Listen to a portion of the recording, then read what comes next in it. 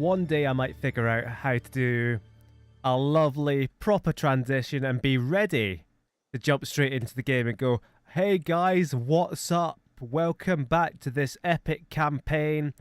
But as it is, I've got to spend another 30 seconds rearranging my screen. So give me just a second. Let's get some background music on.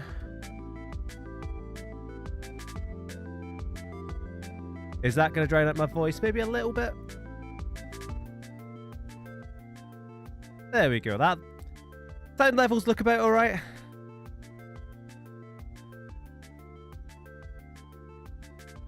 Maybe I should have done all this beforehand. Test it out and that. It's fine because nobody watches at the start.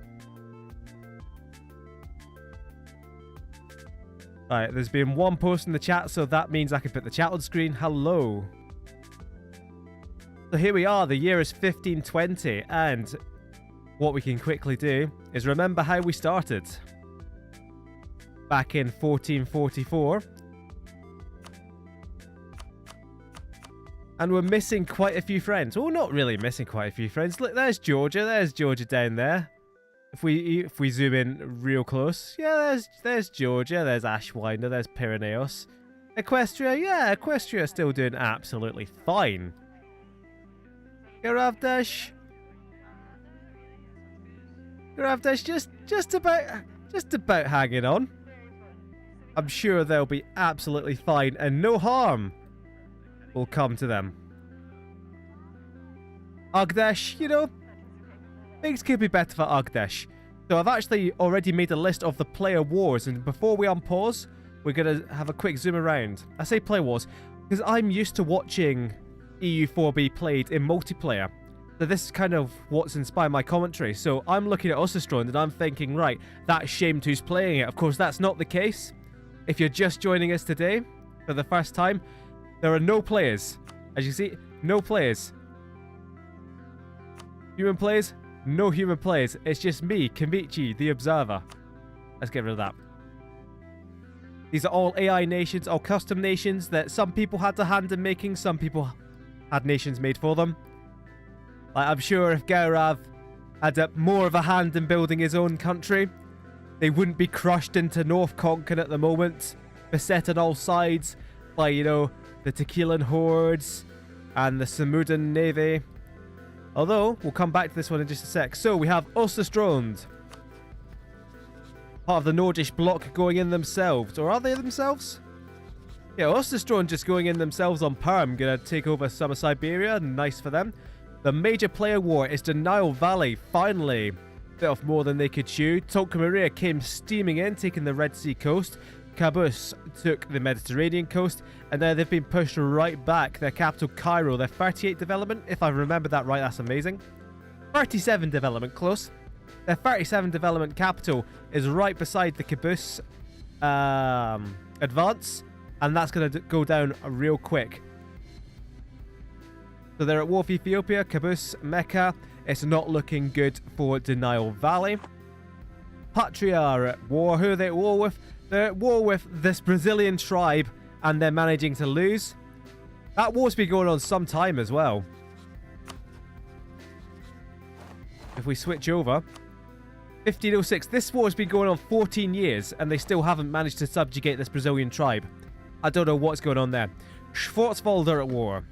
Schwarzwald are now steamrolling through the remains of the Holy Roman Empire, and they're picking off a few more, looking for Koblenz, Cologne, Luxembourg.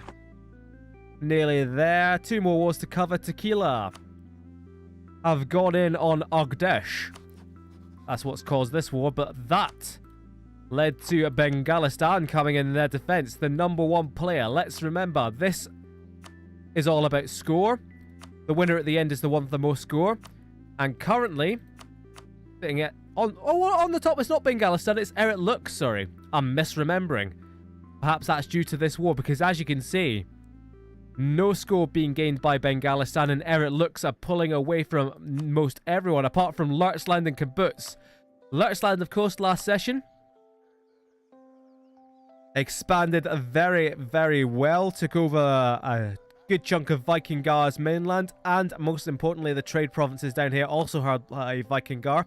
So if we look at the valuable node of Lübeck, Lettland have 77% of it. So it all kicked off last time. It could all kick off again. Let's get rolling and find out. So, if there's anybody watching along in the chat, Solars, hello. I'm not going to be able to check the Amaranthine Discord. I'll be just watching the MK Discord. But anyone else who's chatting, if they want to suggest, hey, look at this, watch this, that, or the other, then that's what we'll do. So Arkansas, I'm sorry, we're the last war. Arkansas going on Arkdash as well. Sensing weakness and slicing right across. So at the moment, this is really the interesting part, because Bengalistan were our score leaders at the last update, at the 1500 update. We've not quite reached the 1525 update yet. So, it's very interesting that Tequila have got in on them, and Tequila, this is good land up in the northern core of Tequila. Of course, they're not going to be a great power because nobody has the Renaissance. We went over that before. But Tequila are going to be hot on the heels of Epiphany as the most developed nation on... Is this planet Earth? I suppose it must be. Because where else is it going to be? But it's not Earth as we know it. Is that a Star Trek thing? I feel like that's a Star Trek thing. In any case, here's the thing. Denial Valley's armies aren't putting up this fight. It's their Pretender rebels that are. And actually, the Pretender rebels outnumber the Caboose army just now. They're beating down Mecca. Caboose have come in and are trying to save them, and that's what's beating down the Pretender rebels this time. But Cairo has fallen, and Denial Valley... Here's the thing. No, not one of our AI nations, our custom nations, has been eliminated yet. Hello? What we'll do is we'll quickly pause this, because what is going on here? The New Pacific Order are making a move on Georgia. Pretracha Moldavi. It's not just a war declared against Geo, it's a war declared for the mandate of heaven. They want to become the Emperor of China. They want to become the most powerful ruler in the world. Our Yunlin are in this war. So, if we look at this, Georgia beset on both sides by two extremely powerful empires. And they are taking a massive penalty in mandate, which essentially means they take 50% more damage. They are 50% poorer in their provinces. It's not quite that, but that's essentially what these penalties mean. So Georgia are gonna fold. They didn't quite get the... Solas is coming in with a strong fuck the MPO. Well, MPO have allied with King Wanyan Archon, and it looks like the MPO are gonna be moving into China. So Neo Sedai have taken over quite a huge chunk of Japan. Ninja Karutsu. Actually, Ninja Karutsu are up here, at war up here. So, you know, could be a comeback on the cards. So, Nyo's army are currently in Hokkaido, which is not where they want to be. They want to be down here defending their rich heartland, although the Yunnan armies are marching through northern Georgia. They're going to partition China between them, I think, the MPO and Archon. They've made a move, and they've made a move early. And that is nearly all of... This is all land that Georgia has taken from Litgai and Qiyu. If there's anyone out there, actually, how would you pronounce that? I got that of Google Translate. It means Jersey in Chinese. Qiyu, perhaps? I'm not sure. What else is going on in the world? The Nile Valley. The valley is gone. Well, part of the valley was already gone, but the rest of the valley is following. And, you know, Caboose are looking more and more like a legitimate Ottoman Empire. They don't quite have Constantinople yet, but oof. Oh, hello. Let's pause this. Let's pause this. Because I was just wondering. All this war going on. All this conflict. What's Epiphany doing? Epiphany are going in on Free Scotland. Free Scotland, London finally cashing in their favours. London are going for it. And it's a big war as well. Let's have a quick look at this.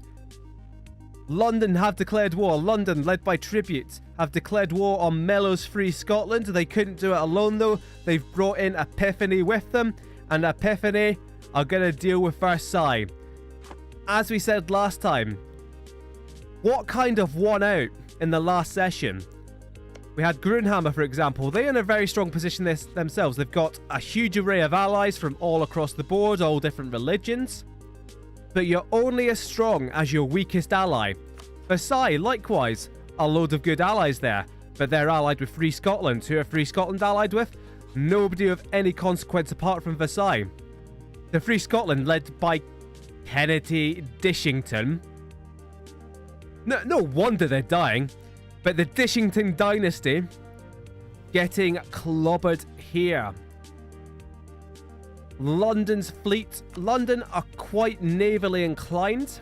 As you see, morale of navies plus 15 there. I'm not sure if you can see this, if it's in enough detail, in all honesty. But Free Scotland have better armies than London, but London have the better navy. So if London can control the English Channel, Epiphany can subjugate Versailles and then help out with Free Scotland. Free Scotland. Let's have a quick look around. I think the numbers are quite even.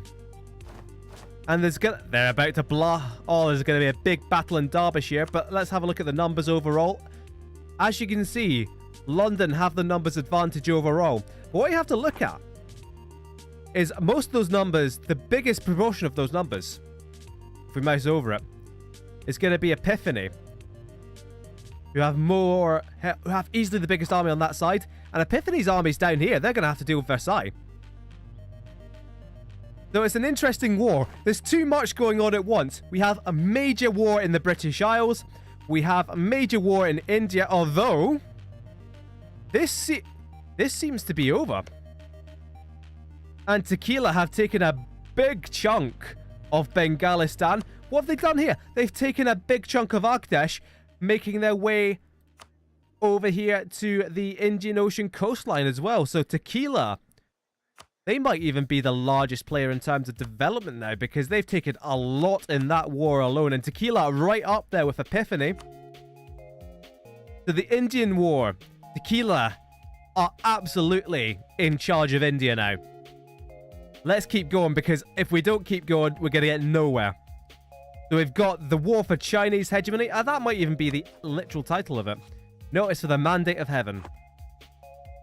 But where to look? Where to look? Because Egypt is falling as well. Malta expanding down here. It's all kicking off. So we're missing multiple battles here. Epiphany defeating the Versailles army there. Switzerland defeating the Versailles army, because Switzerland are part of this war as well. London have their armies all together, which is good. That's what they need. But equally, Free Scotland, in a straight-up one-on-one battle in neutral terrain, Free Scotland should win, because they have... Oh, not only do they have quantity ideas, but they have morale of armies plus 20%, and that is a huge bonus. Whereas London do not. Yep, London do not. And London is getting sieged down while London... I should never have... London are sieging down marches while London is under fire. So this is... They might not have picked the best moment here, London. Back over here is going to be Fast and Furious all night. A Fast and Furious 2 hours. The New Pacific Order are pushing into Geoia. Of course, actually... Because Bengalistan actually did not accept that call to arms. That's why the MPO pushed in, because Bengalistan were having their shit pushed in over in the west. So that was Geoia down one ally, and they figured, hey, a 2-on-2 war? Yunlin and the MPO versus a weakened emperor and some Japanese Korean guys? Yeah, we can do that.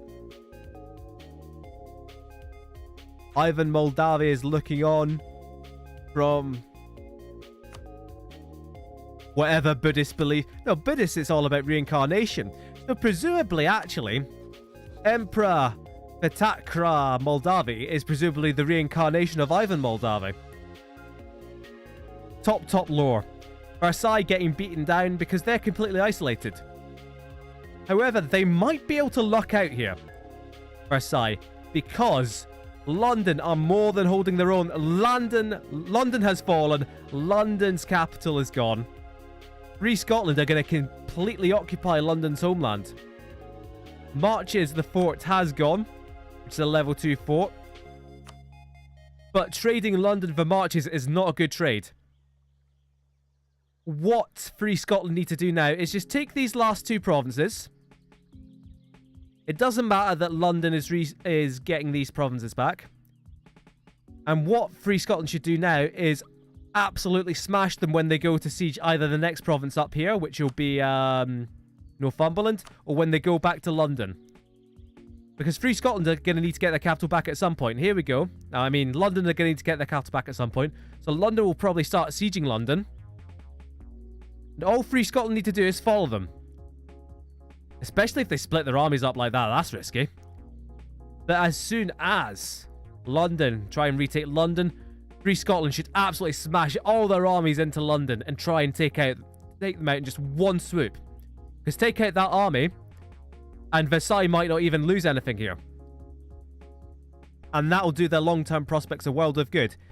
Anyway, Denny, is he still at war? He is not. And he's taken... Oh no, he was going for all of this, wasn't he? So he got everything there. How many people are left in the Holy Roman Empire? Not many. Oh, Free Scotland have been caught. That's not what they want. They might be able to get enough reinforcements in to win this, though, because this is the woods they're defending. There's going to be a very close battle. If Free Scotland have managed to throw this away, then that is horrendous. I can't... London just lost that battle. What Scotland need to do now is after them immediately. Don't let them get any morale back. Wipe out their armies. And that's what they're going for, but with only 7,000 men. That is not enough. They need to send this 10k stack in with them. Follow them down. Hunt them down. Because once that month turns into August, they're going to get morale back and they're going to outnumber you. That's some horrendous play going on there. Free Scotland could have finished off London there, and they didn't. Why didn't they? Who knows? Versailles completely beaten down. And you can see already what's been occupied by Epiphany and what's been occupied by London. This is what Epiphany wants to take. And this is what Epiphany will take unless Free Scotland can win this war against London. Now, of course, what is really in Free Scotland's favour is that Free Scotland can recruit troops from this land, whereas this occupied land, London can't. See, this is where London's recruiting troops from, and that will help beat down Versailles, but they don't need help beating down Versailles. They need help beating down Free Scotland. So you can see there's a naval superiority here for London. It's just whether Free Scotland can force this war to a close before Versailles lose anything and before Epiphany comes. That's a major battle there. Hold on. That is Eric looks at war. Oh, here we go. So Denny has declared another war. Schwarzwald at war again. This time going for Aachen. But Eric looks, I don't know, are they allied with them? Or did they protect them? Or were they just warning Denny? But in any case, it's Eric looks on their own. Eric looks on their own against Lurtzland and Schwarzwald. That is not a fight that Eric looks wanted to pick there. This is really troubling. But Eric looks. Because Eric looks are the richest nation in the world. They have one of the best armies in the world. They're leading on score. Well, if Lurtz's armies sit there doing nothing, then there's trouble. In a 1-on-1, Eric Lux would win. In a 2-on-1 like this, who knows what would happen? Oh, hold on. I think just in the blink of an eye, I think the Savage Men have eliminated Ashwinder. We'll have a quick look. That was 1522. It was occupied by Norderstrike as well. The 1522, the year of our Lord, I think was the first nation to be eliminated, and it was eventually Ashwinder. It took 50 years longer than we thought, but we'll just have a quick check around. Agdesh have been chopped, yep. Arkansas, look at that name right across the Gulf Coast, the Persian Gulf as well. That's a beautiful name, actually. Look at it, just following the coastline just a bit. They need to take, like, Kashan and get the name up a little bit. But anyway, I think that is Ashwinder, the first out. Rest in peace. Unless, no, there's Australia Minor still. Yep, I think that's the first elimination. 1522, good stuff. The Savage Men. Or Caboose, because Caboose have taken Cairo. The Nile Valley are in pieces, in shreds, and Caboose, now, the #1 great power. So this could be a very interesting war brewing here, because Caboose, allied with Arkansas and Kizo Bronco, the Muslim triumvirate here, could be taking on the Norse here. Because you know Caboose want Istanbul. They want Constantinople. Yeah, that's what they want, and they want everything. They'll be coming for the Savage Men at some point. Oh, dear. So, Epiphany did get exactly what they wanted. Or did they? How much did they actually get? They got 2 provinces. They got Lyon, and they got Rouergue.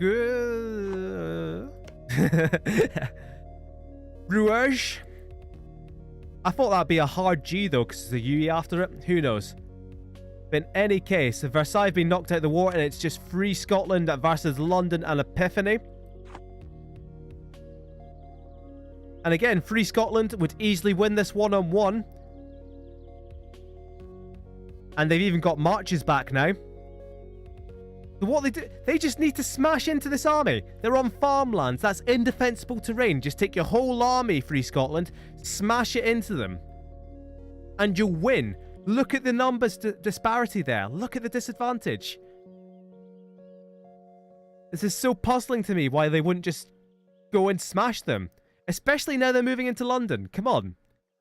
This is your only way out of this war. The only way out of this war for Free Scotland is to try and smash London before Epiphany gets there.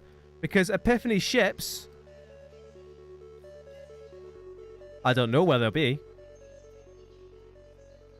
London have been able to ship across more troops there. They might have lost their opportunity. Schwarzwald sieging down Eric Lux. And this is interesting because if we look at the devastation, look at how prosperous Eric Lux is. And even if they were to win this war, and same with Schwarzwald, this is how Epiphany have been so dominant. One of the many reasons they've been so dominant. And same with the PRD. Look at this. Nobody's sieging down their lands. Also, Strond have expanded out to the east as well.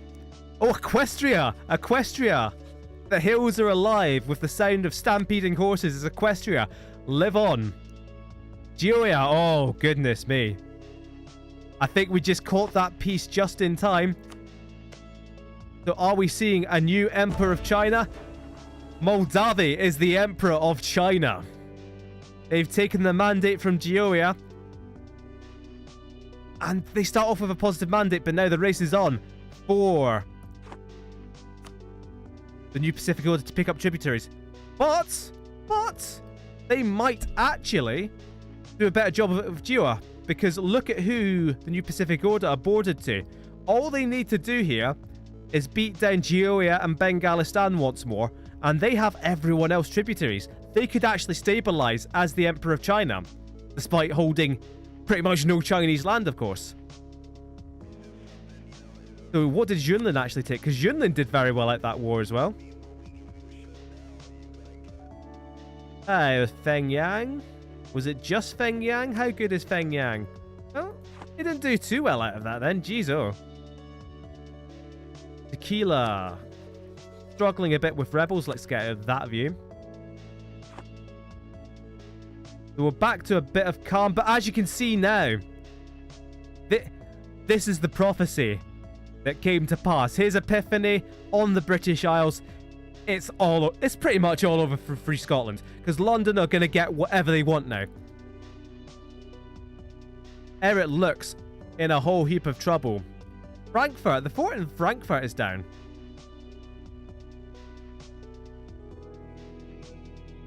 What are Lutz's armies doing? It's always interesting to see where there's a Lutz army, you know, having a bit of a fight. That's cool enough. But it was in that initial war of Vikingar where we saw Lutz army over here, Lutz army down here, Lutz like everywhere apart from Vikingar, which is that was the problem really. So we see now Epiphany kind of doing what it should have done in the first place. Because while everyone hates them, get London to tank some of that aggressive expansion, help them out, you kill off Free Scotland, it's all good. While I'm here... Yes, this is what I was looking for as well, and this is the real killer. If you read the last text update, you would know that colonialism is due to spawn in 1500. But it didn't spawn in 1500 because there was nothing that met the demands. When I wrote that update, I knew that was only one country had taken exploration ideas, and that was Epiphany. And Epiphany Bordeaux is the birthplace of colonialism, and that's going to help Epiphany. It's going to help Eric Lux. It's going to spread to Patria really quickly, and it's going to be trouble for the Norse. Because the Norse are going to get it after all the Catholic nations are. And so that'll not be very helpful for them, essentially. How are Patria doing? Did they actually win that war, or are they still going? They are... Oh no, I think they won that war. They won that... Did they win that war? They didn't win that war. They didn't take any land. Patria somehow defeated by Brazilians. But for example, if Patria now colonized 2 more Brazilian provinces, which is why we're looking down here, they're going to get colonialism quickly as well. Now that the institution has actually spawned. So this is great news for the triple alliance of Epiphany, Eric Lux, and Patria. It's just a shame that Eric Lux have picked such a stupid war. Now, to be fair to them, they're not going to lose land from this. Because Schwarzwald... No, Schwarzwald definitely can't core any of this land, so they can't take that land. Lurtzland probably can't. If you give me just a second, this is what I'm going to see. I'm going to see if Lurtzland can actually core this land. Because coring distance is the same as your colonial range, and that's out of range for Lurtzland. So, you know, Eric Lux, not losing any land, but they're losing prosperity, they're losing money. And money was the source of their power. They were the richest nation in the world. How are Grunhammer doing? Still with the same alliances, which isn't that great anymore. Because Pereverot, weakened, surrounded by Norse. Versailles have another huge chunk bitten out of them. Free Scotland going down. Free Scotland, of course, have some defensible terrain. The Highlands of the Highlands. The woods here in Cumbria and the marches. These are winnable fights for them if they just merge their armies and just march them in. Because either you're going to make Epiphany pay in manpower and in human lives. Oh, that's a big fight there. And Eric Lux have just had an entire army wiped out. Anything going on over here is just more separatists. Auto-saving, and that is 1525. Ninja Karutsu have actually taken out the Kamchatdals, Kajirin, and they've taken this utter waste of a glacier. So that's what Ninja Karutsu have been forced into. But in any case, time for the 1525 save that we nearly got on the 1st of January this time. Nearly got it this time. And I don't know why it takes so long to save. This only happens when it's on stream as well. So what's the naming convention? There we go. My hope is that we'll get to 1550 in this session. We've got another hour and a half to do it, so we'll see how it goes. Georgia now protected by Urfa. I suppose that's fine. Masses of denials, rebels and separatists. So that could help. Because what I noticed as well is that, remember the Infinite Citadel were down to their one province, but separatists actually took it back from the Savage Men. So while we are at 1525, let's just have a quick update. Bengalistan now have the most income, given that Eric looks are being just utterly taken apart. Caboose, Epiphany, Tequila, Yunlin, Bengalistan, Amaranth. Stream down. Is the stream down?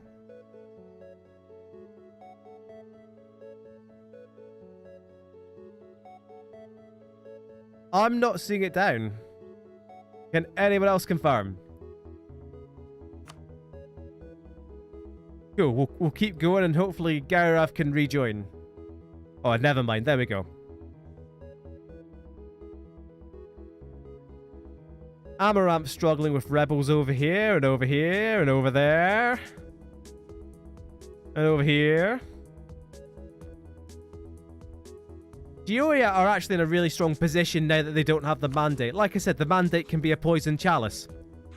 But Geoia now, they've got a fairly strong central position. They've got the Canton trade node. Should have it pretty much locked down. Yeah, 63%. That's pretty great. It's a strongish trade node. They can now move into Shonan and Gansu and Sichuan without the pressure of your troops utterly melting because of the lack of mandate. Tequila have attacked Lahore, which has put them at war with Lahore, Baroda and Agdesh. And they've brought with them Sin Sagar.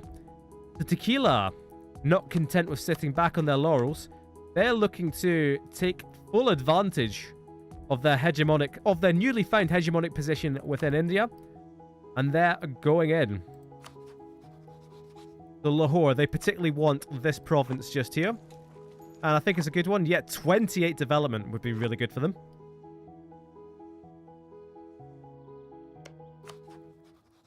This is awkward. Oh, there we go.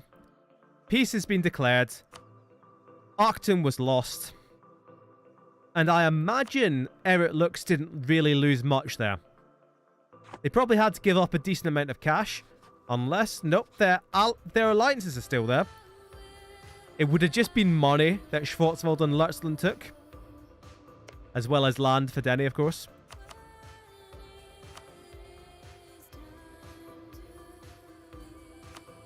That's going to be yet another Holy Roman state gone. So when it comes around for election again, it's either going to be Switzerland or Grunhammer. They're going to be emperors of a dead kingdom. Oh, no.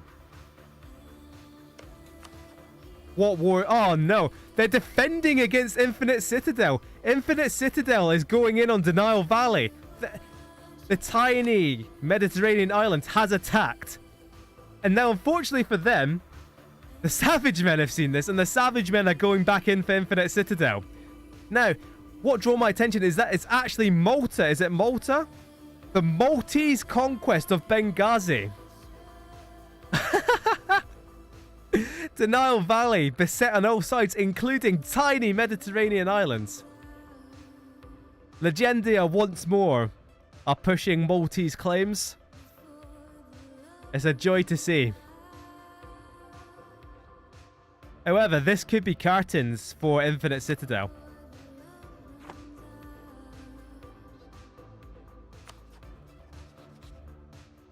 Oh, Schwarzwald still got... What? Right, let's pause this. What has happened? What has happened here? As Schwarzwald have gone in again, and this is so frustrating to me. Schwarzwald and Lurtzland are doing such a great job. They're locking down the Holy Roman Empire states. They're weakening Catholicism. They're building up their own claims here. They can nearly... They've pretty much got access to each other through that land, because that would be a major problem if they get the war declared on them, if they can't actually coordinate their troops. So they're kind of burrowing their way through, like, various layers of nations towards each other, and that's good. But I don't know why. Eric Lux are in this. How are Eric Lux in this? It's not like they're the Holy Roman Emperor at all. If only they were. Then they'd bring in Epiphany, and this would just be a disaster for the Norse. And we'd have, like, a proper European-wide war. But no. I've got no idea why Eric Lux are in this. Maybe they're... Hold on. Are they Defender of the Faith? They're... Oh. Right. So, Defender of the Faith is... You can pay 500. Look how much money they've got. Jesus Christ. That is a preposterous amount of money. How many buildings? Can they not just... I'm just looking at what buildings they can do. Oh, they've got buildings everywhere. No wonder they're rich as hell. Anyway, let's come out of there before I mess up something. So, you have the Defender of the Faith. So, any Catholic nation that's attacked by a non-Catholic nation, Eric Lux gets a call to arms. And that's why Eric Lux has been drawn in here. And that's why they're getting beaten the hell up. Speaking of getting beaten the hell up, here is the remnants. Here are the remnants. Here is what used to be the Free Scotland Army. I unpause this and they just die in an instant.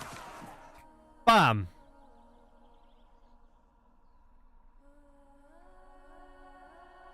It could...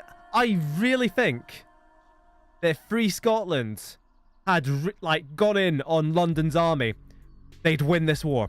Well, they'd get a white piece out of it. Versailles might still die. Might have still died in the same way. But if you eliminate London's army, you split your armies so you can see where the enemy's landing. And then it's just... Essentially, you're defending against amphibious invasion. And that's easy. And there we go. Huge chunks out of Free Scotland. Yorkshire, Lancashire, Somerset. It's all gone. Gloucestershire as well. And London are going to be incredibly rich now.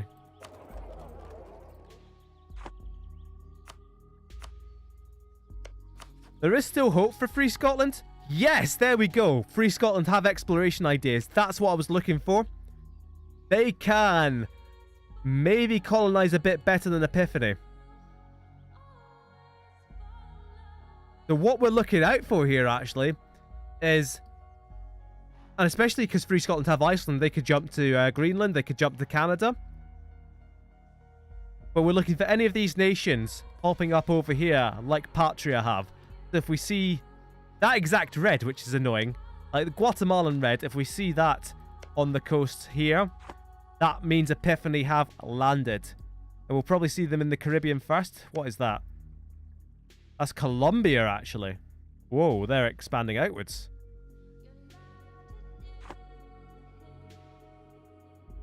So we're still here with Infinite Citadel, Legendia, sieging down Alexandria. Oh, what is this? Caboose have gone in on Urfa. Who is leading that war? It's Mecca, in fact, which isn't great. Mecca are going in on Qasim.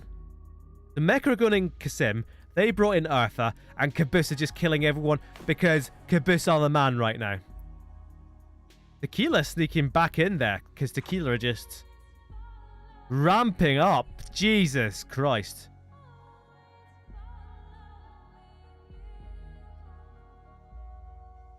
What's going on up here? Equestria, they live. I love a good comeback. Essentially, if Equestria were to somehow come back as step nomads as that, even if they don't like get anywhere near winning, if they just kind of reunite their ancestral lands, that would be magnifique.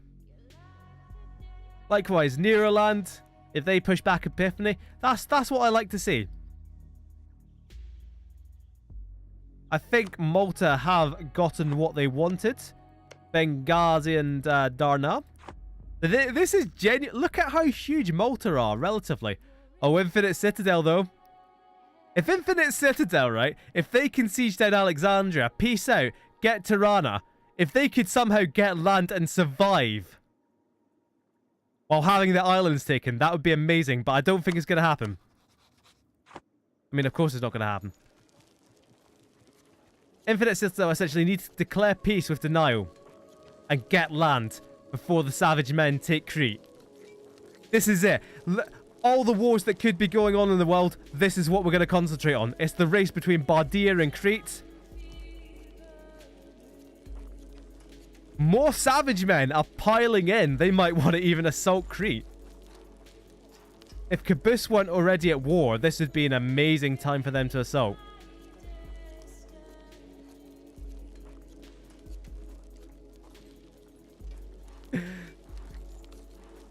Come on, Infinite Citadel.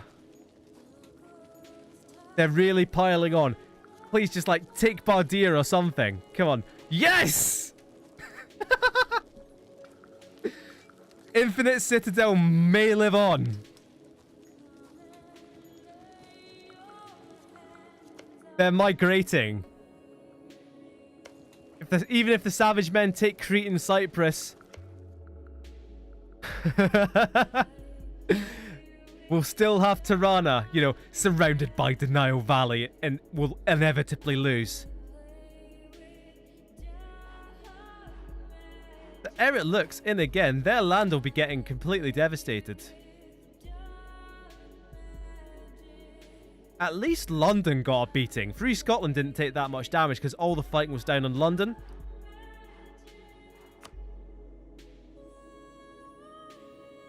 There we go. The Infinite Islands are down, but the Infinite Citadel remains.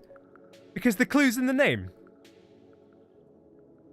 Caboose are expanding even further. Jesus Christ.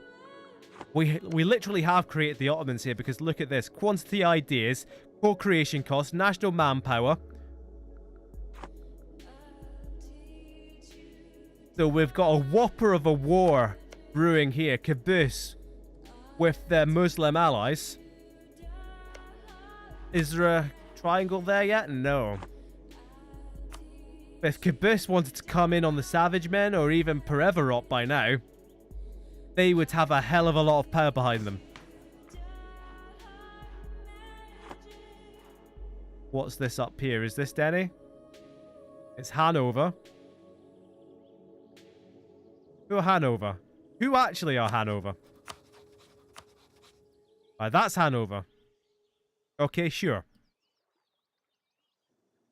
So all seems quietish in the world now. Free Scotland could be escaping to the New World.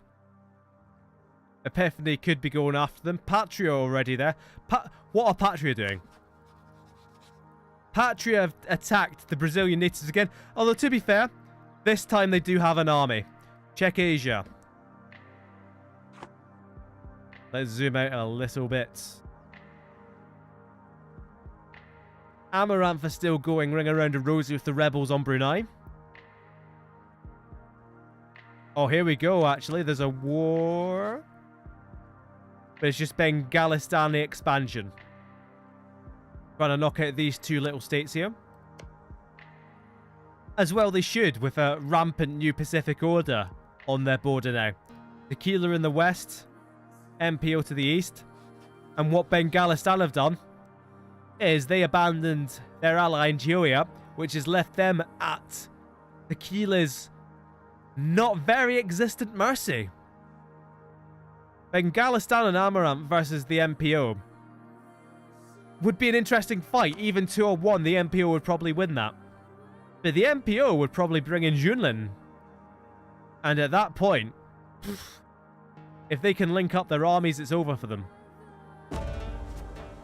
Although still losing mandate there, the MPO. They need more tributaries, essentially.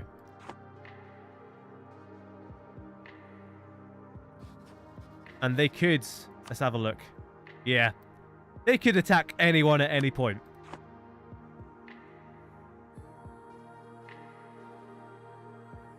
Oh, Equestria. Even in the resurgence, they're just, you know, collapsing. Is anyone protecting Garavdesh? No. All the truces are up as well. At any point, it could be over for Garavdesh. Let's keep that there just in case. Patria are rebuilding an army. Have they somehow... No, they haven't. And what they have now is Patria in Brazil.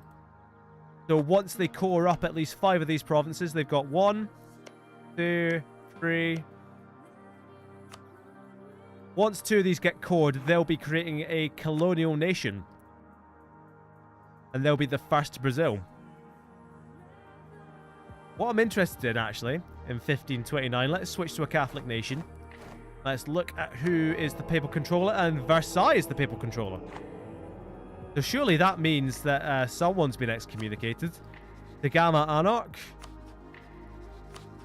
Why would you not excommunicate Arno Epiphanes if you could?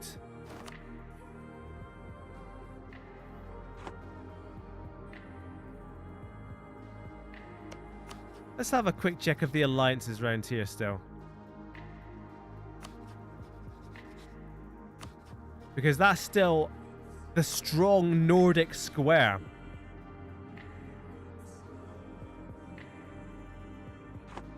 That's pretty much an unassailable alliance as it is right now. All these guys all together. Pretty much unbeatable.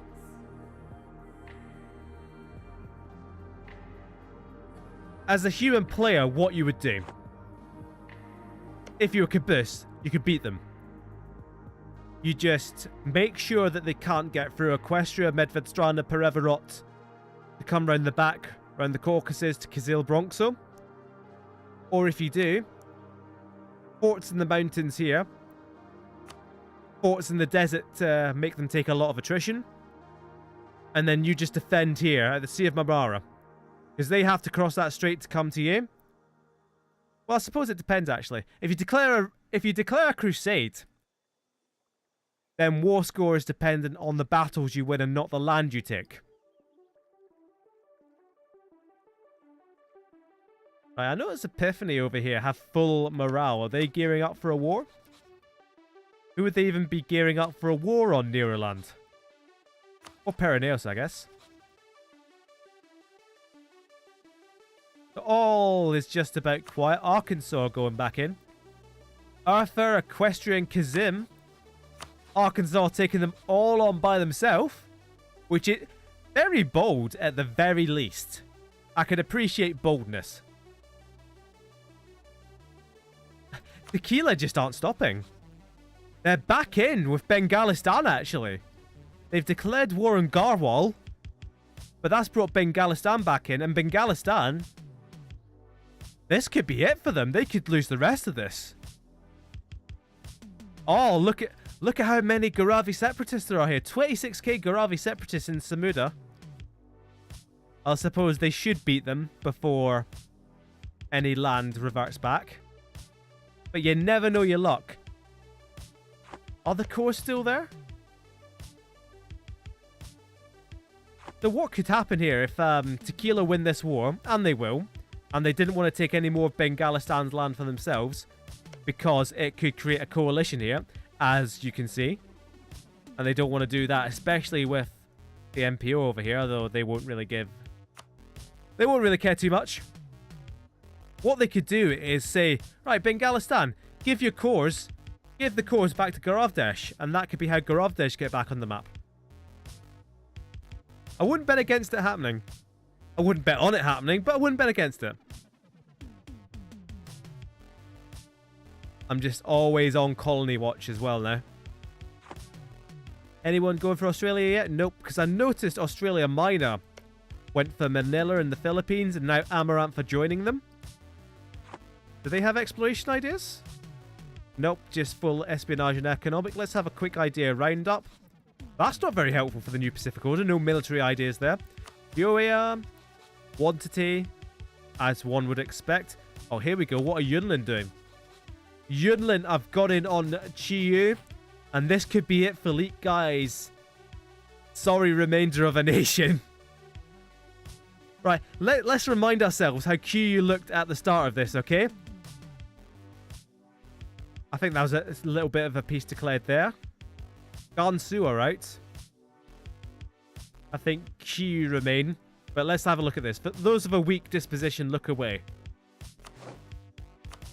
Jesus Christ. Embarrassing. How's Sun Yeo doing? Still allied with Geo? Geoia?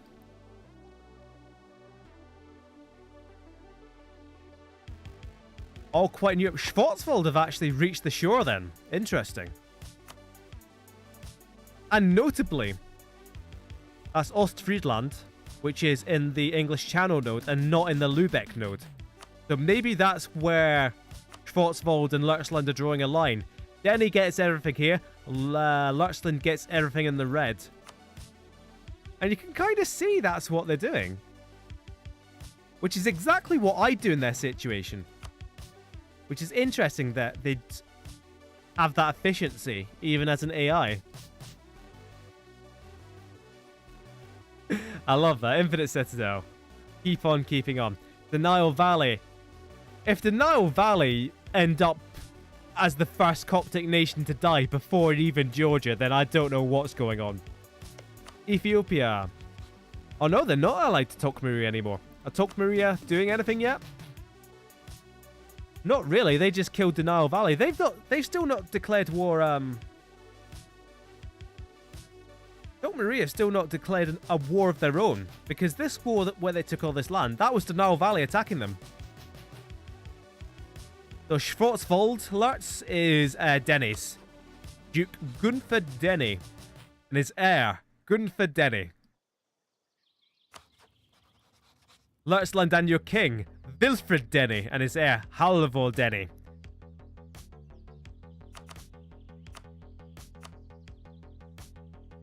You can kind of see many of... Is that literally an underscore there? No, it was just the border. I thought that looked like an underscore there. Many of the same dynasties do remain in place. The Bubu, the Great,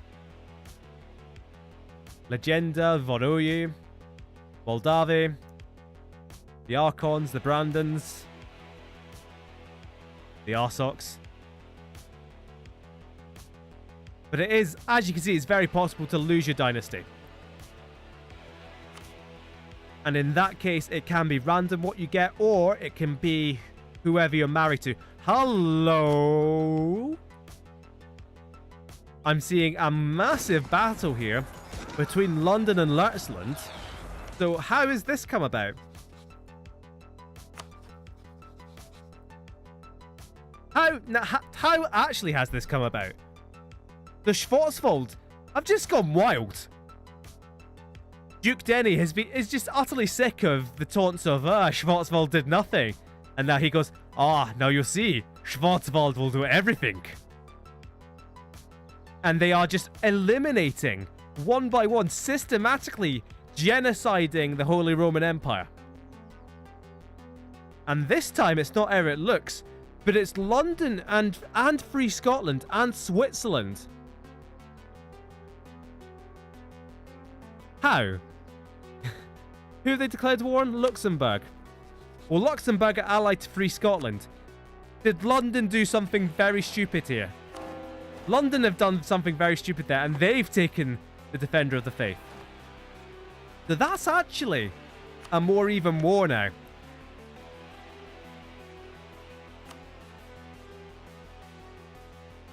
And London just got beaten back by Leuchsland despite being massively outnumbered. Or London having the numbers advantage. Schwarzwald, what do they have?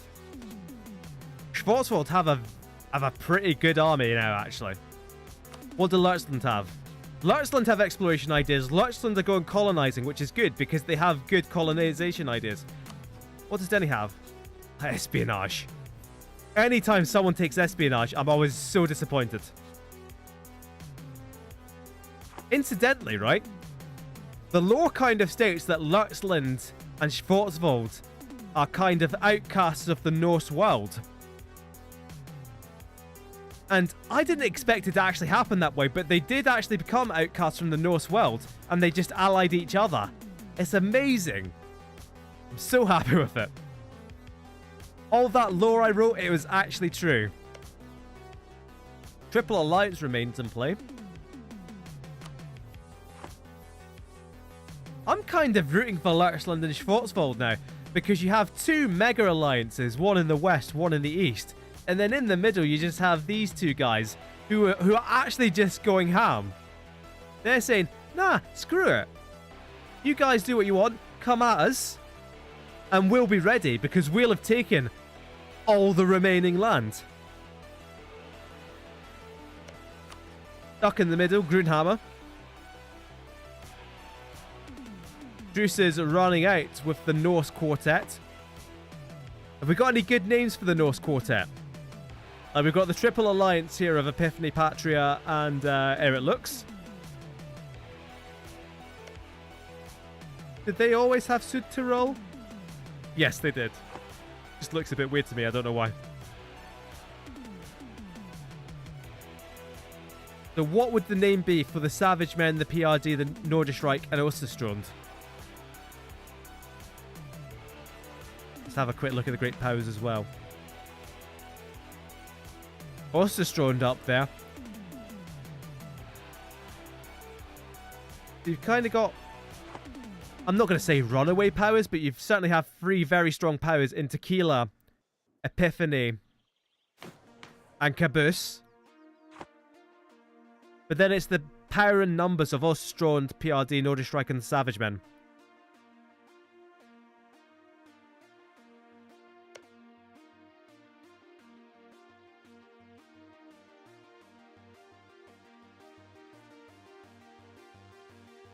Actually, let's pause this. I'm very curious about the numbers as they stand now. So let's look into Lurtzland. Let's look at this war. And as you can see, although it is actually very close because of the artillery here, but the Schwarzland side are outnumbered where it counts. And they've taken more casualties, and they have an inferior navy on the high seas.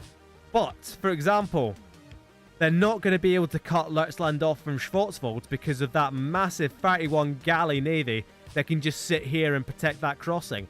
Very wise. London doing most of the fighting. Lurtzland and Schwarzwald both in this. I'm really enjoying this partnership. They're just going for it. It's like, as King Denny said to Duke Denny, "My friend, it is time to go big or to go home." And then Duke Denny said to King Denny, "My friend, let us go big." That's pretty big. That's pretty ambitious. What they need to do is knock out one of these guys as quickly as they can. They're not going to be able to knock free Scotland out of this. And indeed, I don't know what Lurtz's galley fleet is doing up in the Firth of Forth. Maybe it's seeing the lovely Forth Road Bridge.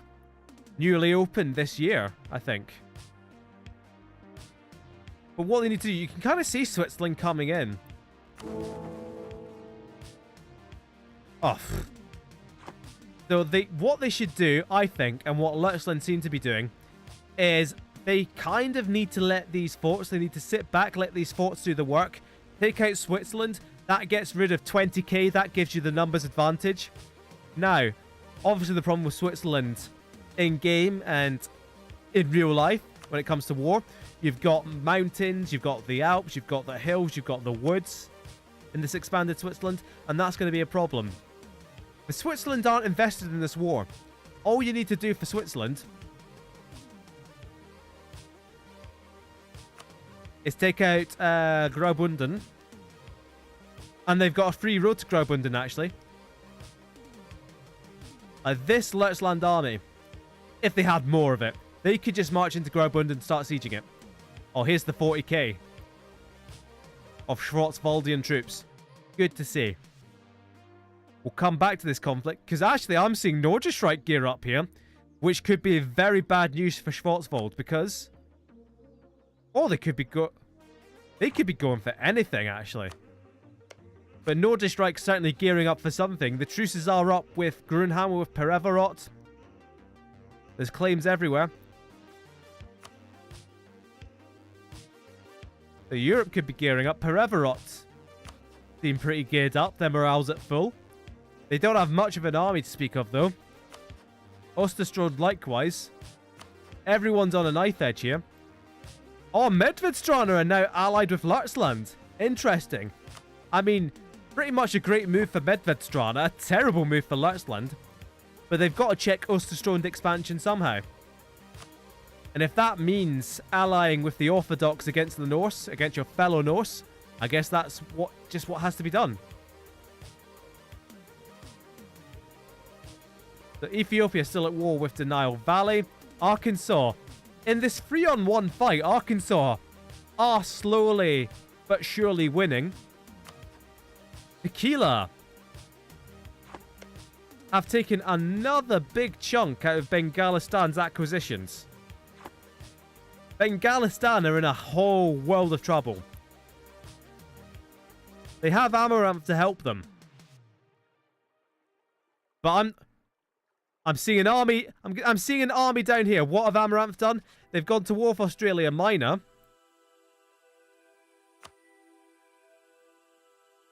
What actually has happened here? Okay, so Amaranth have declared war. So Demuck, down here, Demuck declared war on Australia Minor. And then then Malaya have come in because they're allied with Demuck. And Malaya have hired a new Pacific Order army. And that new Pacific Order army is unsieging Amaranth lands. Oh, could this be it for Chiyu? Say it ain't so. Yunlin's still at war with them. Somehow. And Fujian have come in as well. Oh, Yunlin have land down here as well. Jesus Christ. So we could be seeing the fall of here. Now, don't worry if I miss something, because as I've shown you before, I can go back and look at the dates of everything. We can go back and look at the timeline. So we'll be able to get the exact dates of who exactly falls when. So we're going to come back to the main action. Oh, there's a Nordischreik war. Let's pause this. The Savage Men are crusading against Pereverot. The Savage Men go for Pereverot, Medvedstrana, and Grunhammer. That's not a bad list of allies, honestly. But who have they brought in? They've brought in 3 of the 4 of the Norse bloc. The Nordischreik, PRD, and the Savage Men. Osterstrand, not just yet. But Osterstrand under Grand Niaz Eric Shamed are still... Oh, a 664 in Osterstrand. Jesus. That's an amazing ruler, by the way.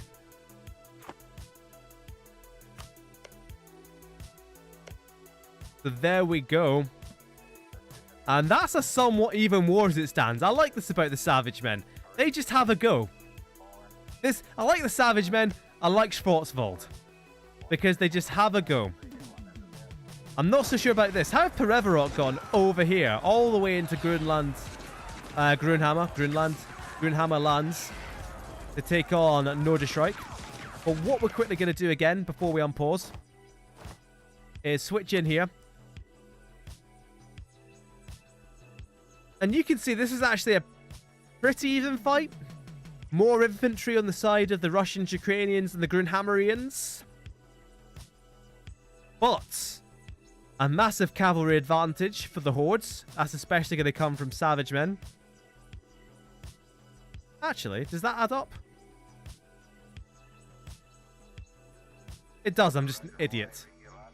Barely any cavalry that side. And then a huge artillery advantage. What tech level are we at? Artillery isn't actually that good at the moment. That artillery advantage could be a mistake. We'll see.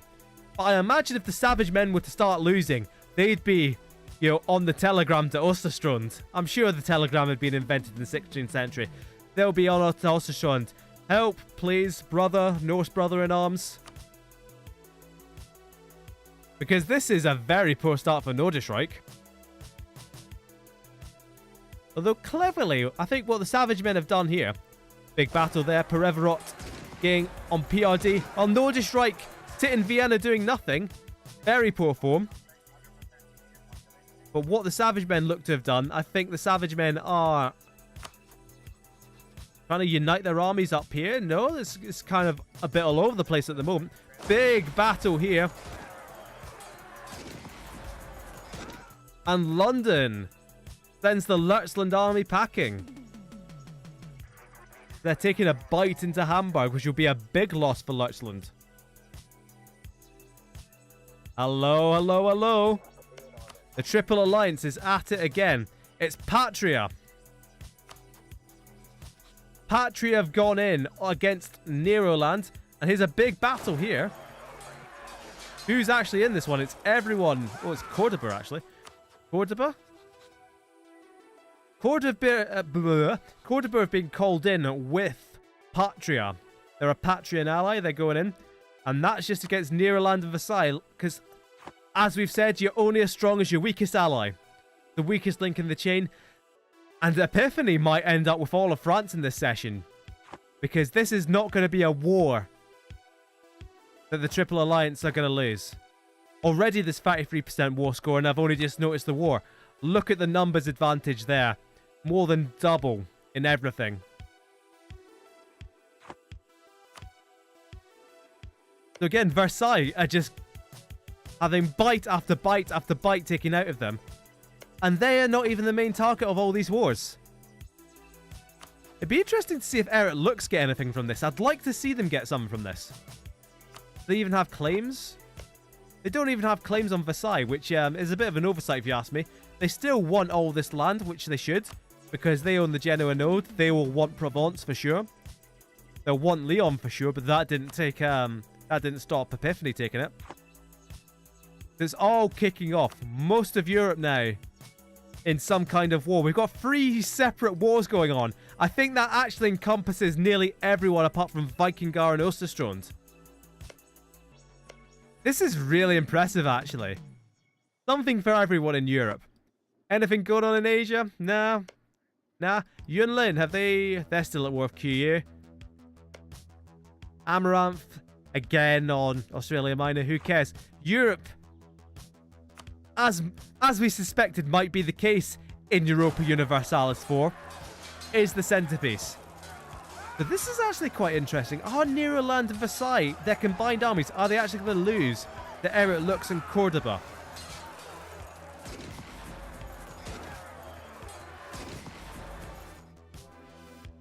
They didn't. So they might hold out for a bit longer, but it looks like...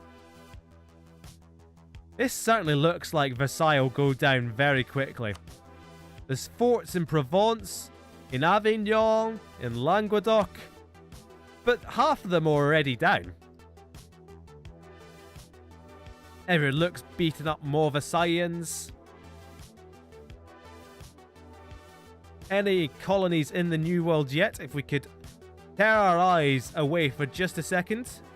Here we go. Epiphany landing in Canada. Epiphany, Newfoundland. And then if we look down here, Patria Brazil is an actual colonial nation now. Do I recognize any other flags here? Not just yet. That would be really bad news for Free Scotland, who would have been looking to get Canada themselves.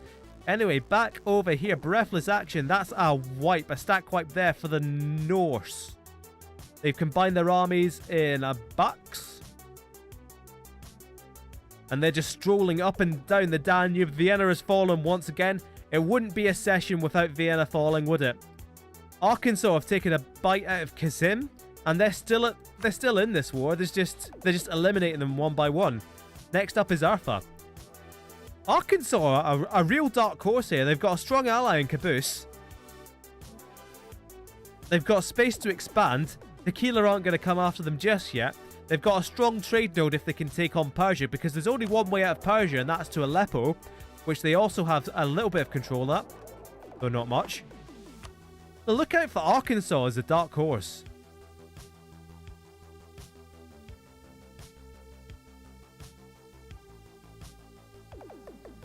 Oh, here we go. Big battle here. Grunhammer They outnumber the Savage Men, but they retreated. They saw that the PRD was coming in, and they were also losing anyway. There's going to be no heroic push to Paris this time, I think. I think Versailles are just gone. Another huge battle here. The outskirts of Vienna. Everyone's pouring in. Reinforcements for all sides. Grunhammer coming in as well. If Grunhammer's armies could have actually been there a bit earlier. Oh, they're getting in. And Grunhammer did actually win that one. Or Grunhammer Pereverot. Oh dear, Medvedstrana. Oh, Medvedstrana, actually. Kizil Bronco coming in as well. Kizil Bronco just rolling over. And they've brought in Caboose with them. That is game over. Caboose, Kizil Bronco. This is the Islamic alliance that the West needed to fear. And now they're moving in. Oh, the Savage Men have actually got there first. How did they get over there first? That's impressive that the Savage Men have taken that land so Caboose and Kizil can't. What's going on with Schwarzwald? Nobody's been knocked out of that yet, and there's a big battle there. That's not a battle that these guys want to get into, if I'm honest. Although Schwarzwald brought that back. They got reinforcements in time. That's amazing. They've sent the entire armies of Free Scotland and London packing. That's incredibly impressive. And that's while the Lurtzland army is just hanging out over there. Lurtzland have been knocked out the war. Lurtzland have been knocked out. Is it just Schwarzwald? Is it just Schwarzwald by themselves and Schwarzwald are still winning? Because I think that's what it is.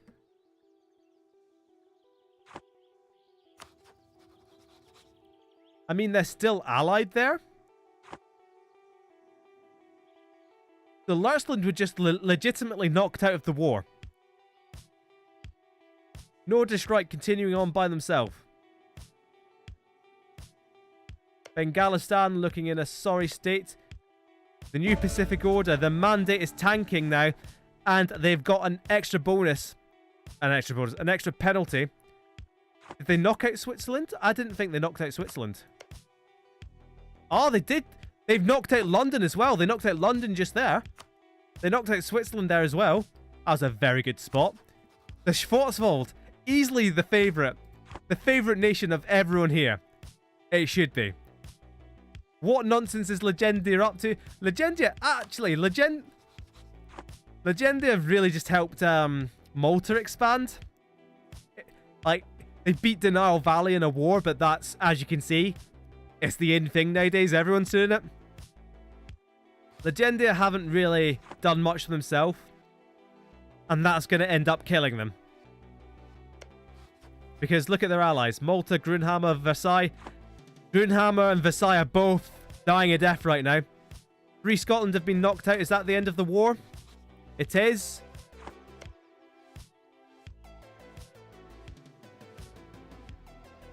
I can't believe Schwarzwald won that war after Lurtzland was knocked out. They split Switzerland in half and everything. That's so impressive. Osterstron's still not in this war, but they don't need to be. Look at this. Just a patchwork of ugly browns and reds. Pereverots. Pretty much done for. Arkansas, though. They've pieced out there. Let's have a quick look at what they got. They got all of this. Arthur back to where they should be. Just a minor nation. Arkansas might be on this list now. Nope. I don't think they'll have the Renaissance yet, though. Epiphany first to accept colonialism, and you can kind of see it spreading. It spreads really quickly throughout the shore. And now Patria will be getting it really quickly as well. So it'll spread around the coast. It might even like spread into Africa before it does to our major nations here because of Patria.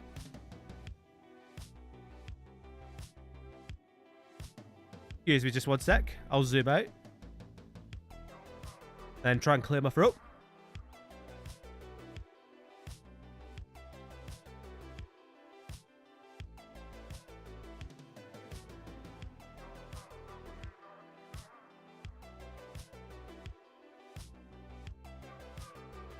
Let this be a lesson to not start, you know, oh, peace. Peace in our time. Peace in someone's time.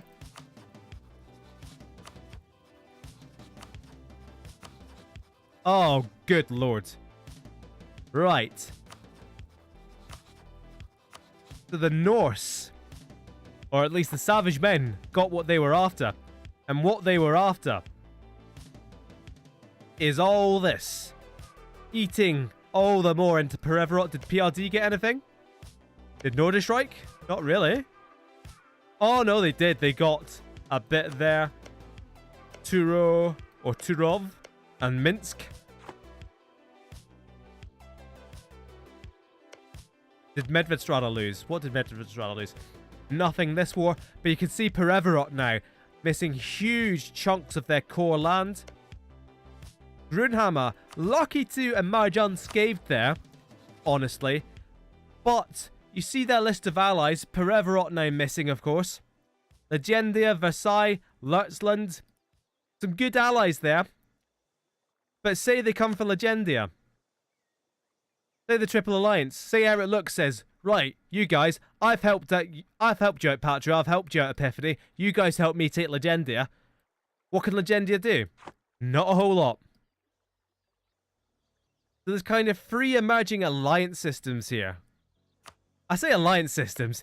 This is just the Denny connection. Halvor Denny, Gunfer Denny.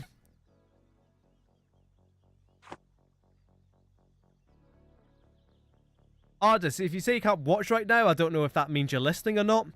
But essentially, Grunhammer... Oh, what? Actually, no. Am I an idiot? And Grunhammer... Yeah. Grunhammer just lost Slavonia. They lost Sirmia. They lost that. Yeah, Grunhammer are done. The Savage Men are on the advance. Grunhammer did not pick their allies wisely. And so Grunhammer are dead. Also, Medvedstrana are also dead. As are Pereverot. Garavdesh looking like a lot better chance to win. Just by process of elimination.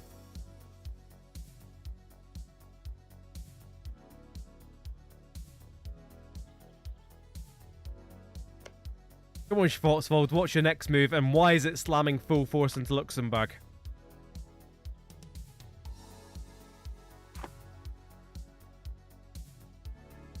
Incidentally, lots, if you weren't watching earlier, what happened here is that the Savage Men came for Infinite Citadel, right? But Infinite Citadel had attacked by themselves. Infinite Citadel attacked Denial Valley and got a province from them months before they lost their homeland. It was so good. And now we've got Infinite Citadel separatists on Cyprus again, who might take it back for them for the second time. This is my favorite little bit here. Infinite Citadel escaped the Savage Men. It was so good.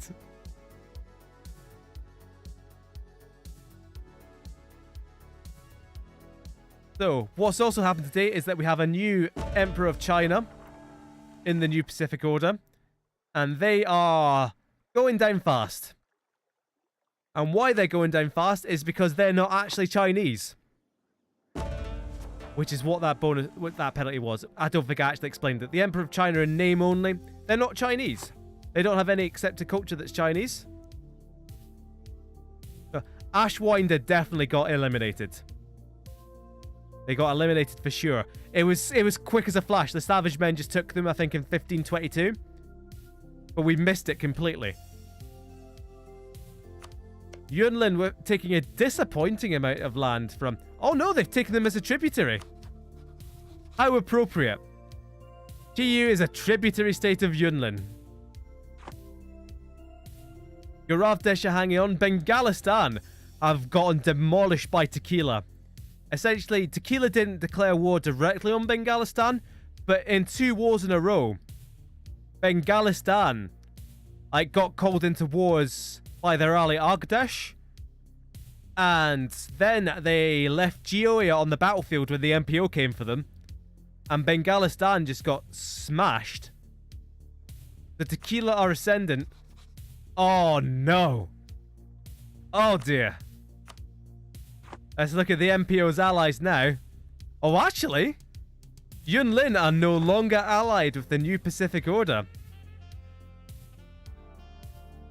But they are now allied with the emerging force in India, Tequila.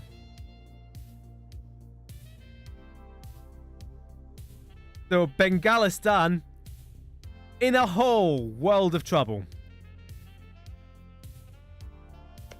Who is Archon allied with now then? Archon doesn't really have allies left.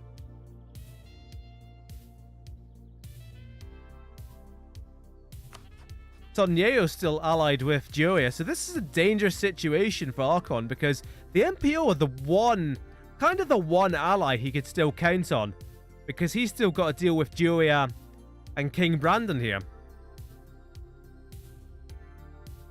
Although if it's Siquan and Siquan and Gansu, is it? No, it's just Gansu. I can't tell. These colors are all too similar. Let's go back to Europe. Where Versailles are dying, Perevorot nearly fully occupied now. Medvedstrana are out the war, leaving their bodies on the battlefield once more. Oh! Look at this! This is what Kizil Bronco did. Look at this. And this is what I'm saying could happen. Because Kizil Bronco and Kavis have just restored Equestria. As one artist dies, another rises from the ashes.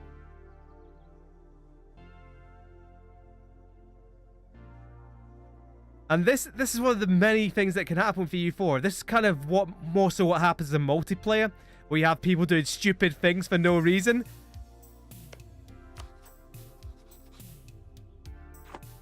And it really warms my heart to see the AI do this. Perevorot crushed, Medvedstana crushed, Equestria rampant.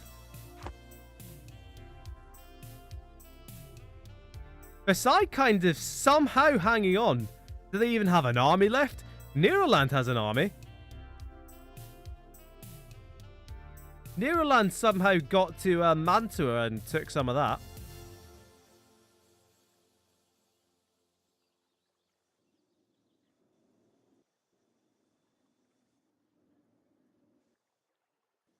Just out of a bit of curiosity, what are the coalitions looking like? See, this could be dangerous. This could be interesting. When even your ally is starting to think, oh, you know what? You're getting a bit large for me, mate.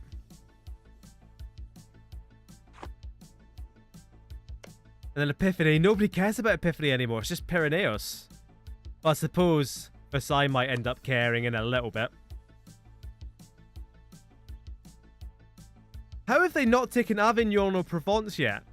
How on earth have you not done that? Quick check over here. Epiphany. Still, they go with 3 colonists at once. Wow. Ambitious. How many ideas do they have? They just have exploration ideas. They only have 2 colonists. That's the first time I've ever seen the AI do that. The Caribbean is usually a good first bet for people colonizing, but nope. Patria in Brazil keep on keeping on. Oh, it's a Patrian army and a Patria in Brazil army. I was like, how have Patria in Brazil got 20k already? Because Patria are down there. For no apparent reason.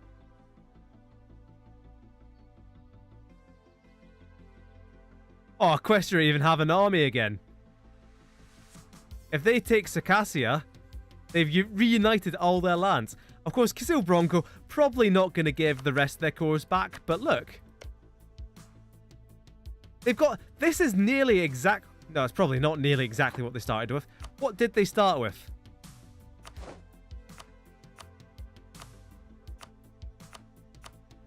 That's nearly exactly what they started with.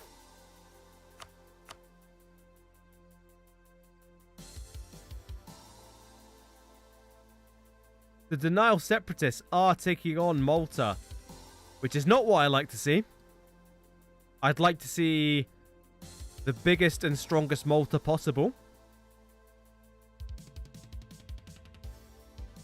How much land did Neraland lose there? Because we can see what Versailles lost.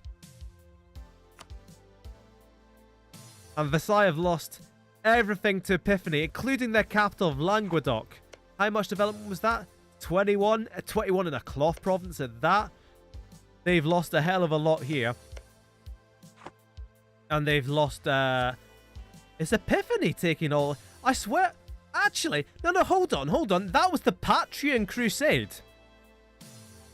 That was the Patria declared war against Neraland. That's what started this war off. And that's ended up with Epiphany taking land from Versailles. How did we end up here? How have Patria looked and said, you know what, Epiphany will never ever turn on me. No, we'll just be, fellow colonizers, which has never, in human history, led to conflict. I'm sure we'll just, draw some lines across the Panama, and I'll get South America, he'll get North America, and we'll never come to blows over anything. No, let's just keep feeding Epiphany, make them the #1 power by a massive amount.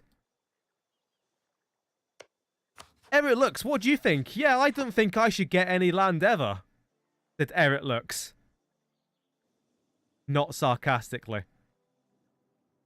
Is that Kabusa putting the Nile Valley out of their misery? At least it's not been a drawn-out death for Denal Valley. They bit off more than they could chew against Tolkmiria, and then they fucking died.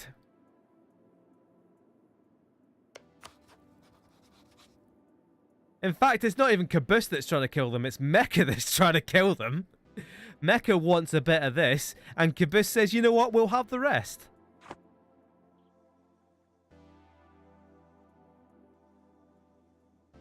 Arkansas coming in on Agdesh.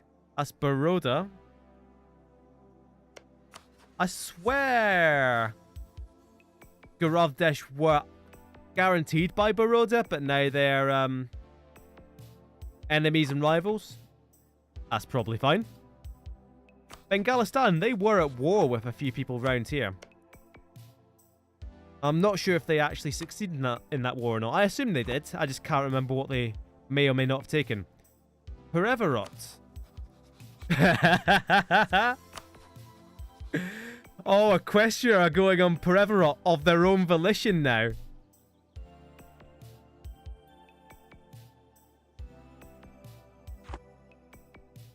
It's like Ardis Grunhammer, right? The founder of the Grunhammer dynasty. He was just a disgruntled horseman from Equestria. It's like, you know what? We've taken this horse shit a bit too far. I'm going to build a proper country. And then his proper country just started getting beaten up. Big battle there with the Versailles army about to get wiped out by heretics. Good retreat. And then that horseman just came back, and you know what? Screw this. Building a proper country, getting loads of allies who just drag you into wars. Terrible. Terrible business. I'm going to go back to being a horseman. And you know what? I can appreciate that. Neraland doing a lot of pirating. Well, that won't annoy anyone. Hold on. So what Neraland have done is they've made this Brazilian tribe into their tributary. That means if Patria and Brazil want to expand any further into them, they're going to have to fight Neraland for it. Which I can see why they've done that. But that's just inviting, Patria to just go back to say, Epiphany, can we kill Neraland again? And Epiphany just goes, what, again? We just did that 5 years ago and 5 years before that. And then they, make sad eyes at Epiphany. He goes, oh, alright. But only if I get most of the land. And that is literally what's happened so far. Oh, Malta losing some land. Although they've beaten back the rebels just now. They've lost Darna, but they keep Benghazi. So, 0 morale. This can mean 4.63 a month to Malta. That's huge subsidies. No wonder Malta are doing well, because Legendia are just literally bankrolling them, fighting their wars. There's a chance that Malta will get back on the throne, but it's not looking great just now. But when they're like this and they're doing this, this means they're drilling, which means they're increasing their army professionalism and they're increasing their individual drill stats. And I'm not going to explain what that is. That's in the latest expansion, Cradle of Civilization. But ostensibly, what this means is that you're paying full maintenance on that army to make them better specifically and give you more army bonuses overall as well. You know what would really annoy me now? If Equestria managed to lose this war. That would annoy me. As it is, they're winning. Where on earth are Trebizond, actually?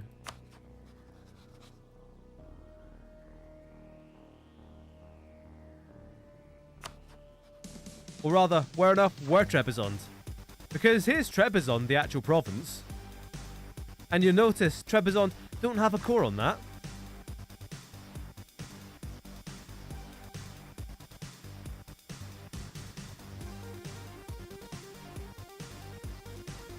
So Mecca fanning into the Nile Valley. And Kabus taking the rest.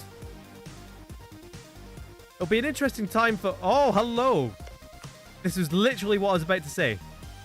Because Tok Maria now feeling the wrath of Kabus. What I was literally about to say... Oh, in fact, were they always in that war? Yes, because Tok Maria, they guaranteed the Nile Valley, and Kabus just didn't care. But clearly they're not doing a very good job of guaranteeing the Nile Valley's independence, because look at how much of it's occupied.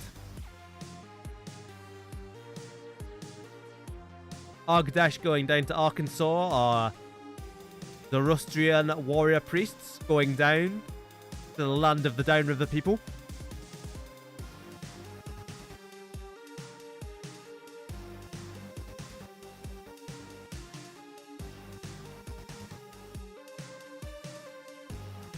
Where are... Oh no, they do have the numbers. Good. I was worried that Equestria would somehow conspire to lose this war. But no, they're definitely going to win. Hopefully they're going to get a decent coastline so they can get some of that Crimean trade. Everything seems a bit quieter now. Osterstrond have just sat back this session. They've got a huge list of enemies. Vikingar still allied with Nordisreich.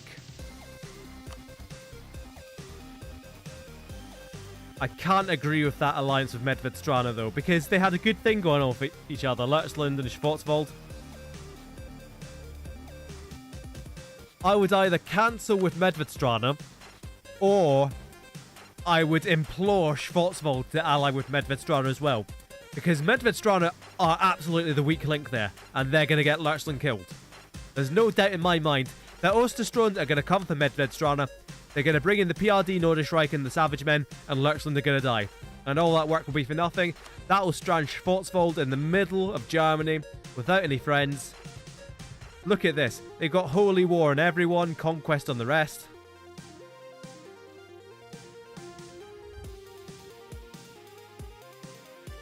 How are we doing around Africa?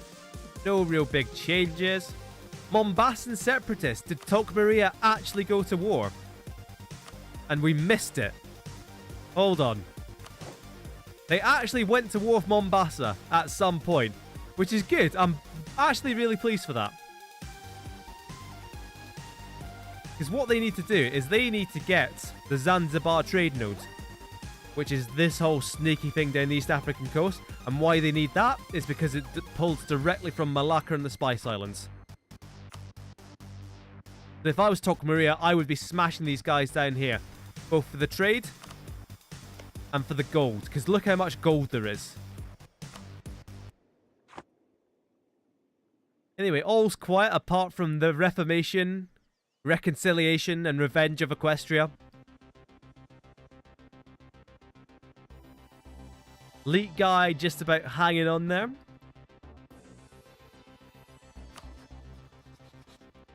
Amaranth have attacked Malaya. Oh, that's not good news. This is a war. Because Amaranth have gone in on Malaya, who are a tributary of the New Pacific Order. They've brought Bengalistan with them.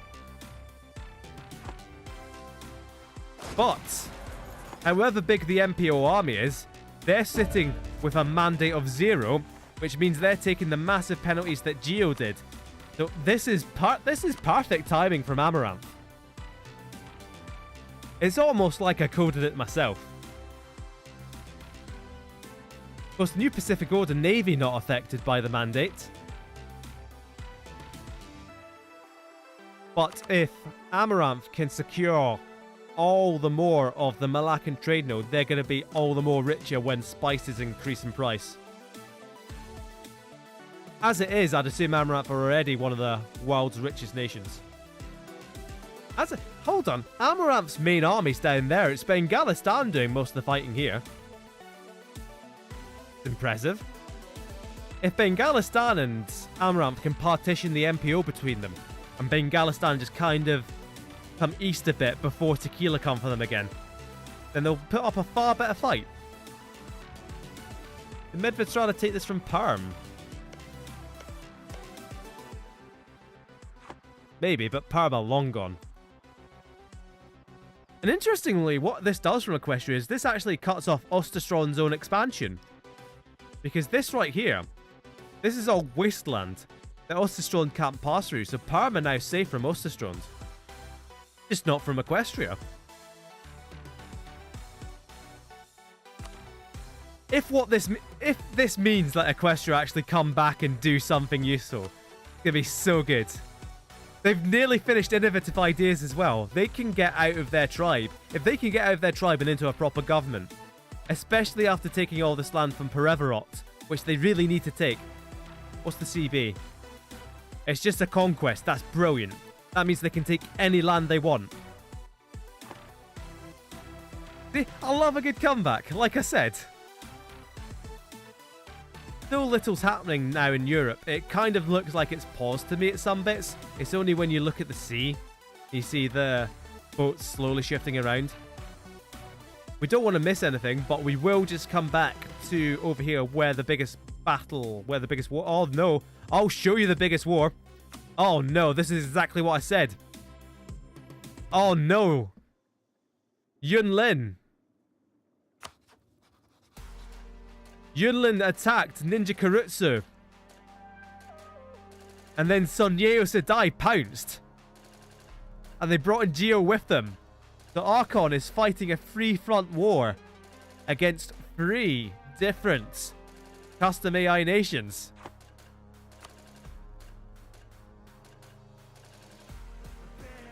And this is a Geo not held back by the mandate. This is a Sonyeo Sedai that is just pushing straight into this Yunnan Heartland. What I was literally about to say is that they need to get out of this war of Ninja Karutsu as soon as possible, and they have done. Wherever the Yunnan armies are now, they have to bring them back, and they have to demolish these armies before they can meet up.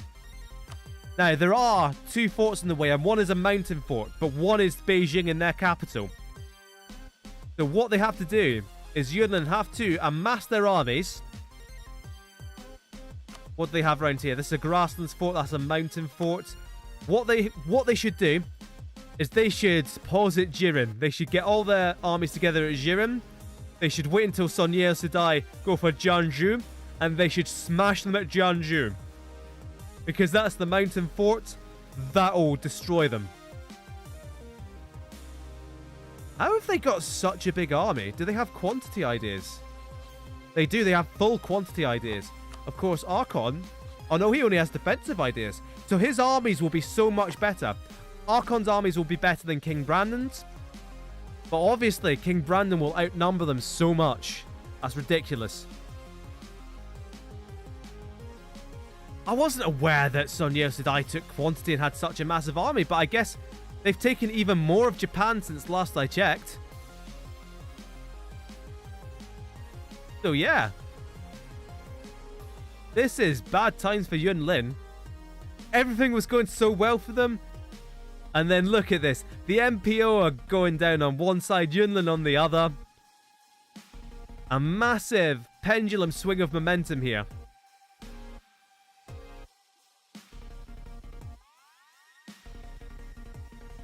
Although Geoia is getting hit by separatists.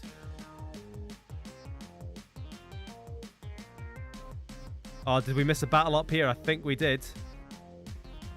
And Yunlin has been sent back. Is that really all of Yunlin's armies? Hold on, I'm going to pause because that doesn't seem right to me. So they've got... What are they doing? I said that didn't seem right because their army, the other half of their army, is doing an amphibious invasion on Japan. Which is horrendous. Another half of their army is stuck up there. Well, not another half, but another huge chunk of their army. And that's why they're so heavily outnumbered. Don't get me wrong, they'd be outnumbered anyway against Sun Yeosadai alone. But what are they doing? Like 20,000 men are stuck in that square, which you'll notice holds very little Yunlin or Sun Yeo land. QU's is like Liberty Desires through the roof as well.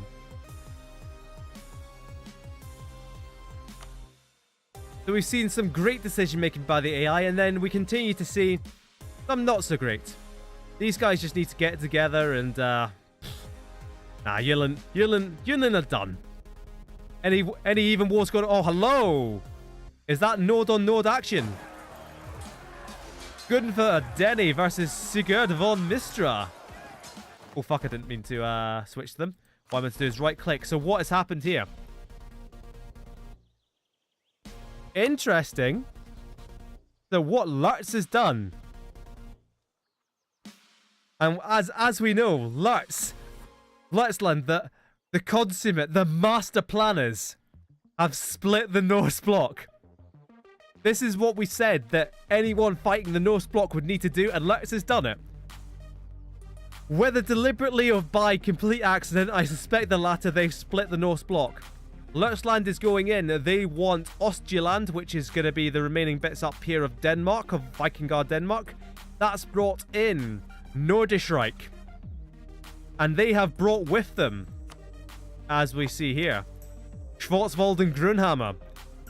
They can just both go in. They can split Nordisch Reich between them. This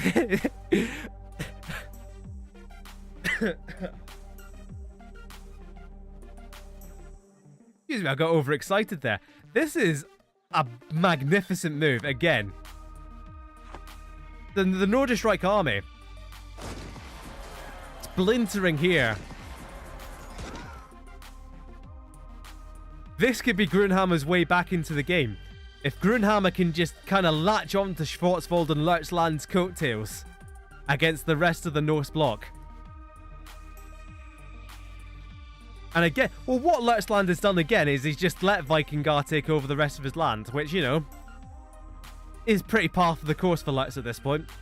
But if Lurtz allow Schwarzwald and Grunhammer to take as much as they can from Nordisch Reich, then this is fantastic for them. Hopefully that's what happens, and Lurtz doesn't just take Ostjeland and a bit from Vikingar, because that's boring. Is that a complete occupation for Equestria? Not just yet. There's little bits down there. Back to Asia. Yunlin going down and going down fast. Their capital in Beijing. As of yet untouched, but it's only a matter of time. Although Geoia is kind of splintering here. Beset by rebels.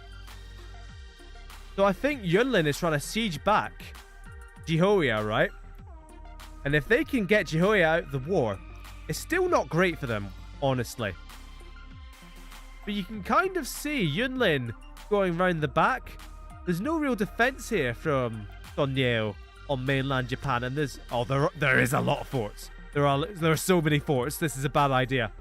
But if they could take some of these forts, then that's war score they'll be accumulating. Although...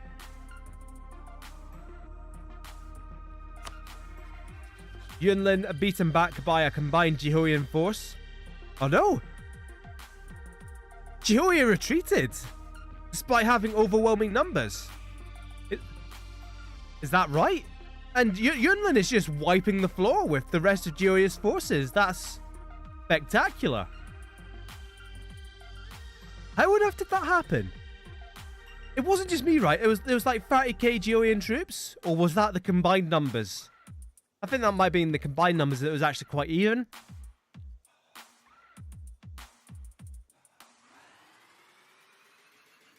I mean, oh, what on earth is that? No, that's what Yunlin have taken. Yunlin have completely cut off the province of Kalar. I was wondering if Ninja Karutsu had somehow won that back, but no, the other way around. So this is kind of what Yunlin does need to do. They need to knock out Jihoya, and they've got a better chance of knocking out Jihoya for all these rebels around. Hengyangian separatists, the Xiuquanian separatists, Lanan separatists. And Jihoya don't have that much of an army to defeat them with. Siege back this one province in Luan. And what forts do they have? They don't have any forts. They have no... Literally, this is their first fort. And it's Siquan who are... The Siquan, annoyingly, are helping out Jihoya. Are they allies? Yes, they are. In a straight-up one-on-one, Yunlin would win. Especially if Jihoya are beset by rebels. The Amaranth have won the war with MPO. And they've helped out their friends in Bengalistan. They've got a little bit of land there. Amaranth have taken what they wanted from the Malaya and a little bit from the MPO. And most importantly, the MPO are still the Emperor of China. Which means they're still going to be tanking Mandate. Anyway, back over here. Vikingar going... Oh no! Osterstrond is the beast awake. The beast has awakened. It's the PRD conquest of Mogilev and Lurchland. This is the annoying thing. So it's the PRD who have got in and Lurchland have been called in to defend them. And it's the PRD and Osterstrond going on Medvedstrana and Lurchland. And this is what Lurchland is... Oh. So what Lurchland needs to do... They need to... What Lurchland personally need to do is they need to get out of this war as quickly as they can. That's a big naval battle there. That Lurchland are winning quite handily. Lurchland will dominate the Baltic Sea. There's no naval threat here from either Osterstrond or PRD or even combined.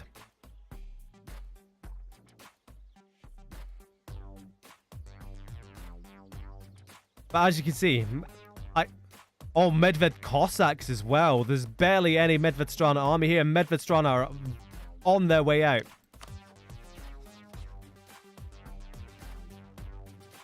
I'm surprised it's PRD have declared the war because look at the PRD claims. They can only get to Mogilev. Whereas Osterstrond, they can take everything. I assume that Osterstrond will get a decent amount from the peace because you can kind of see what the PRD are wanting to take.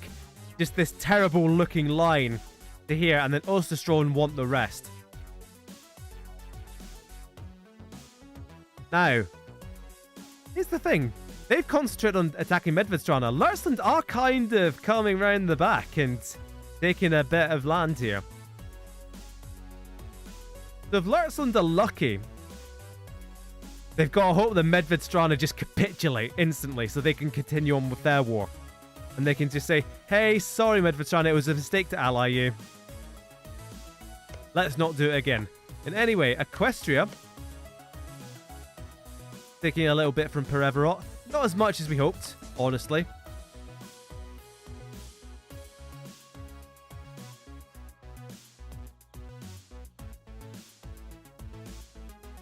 Alright, the last 25 minutes. Yunlin going down.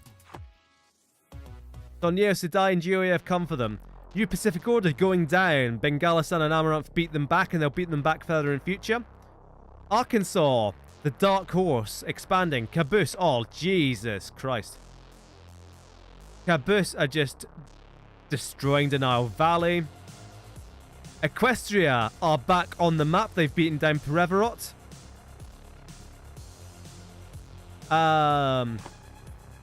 We've had wars in here. I can't remember what's happened, actually.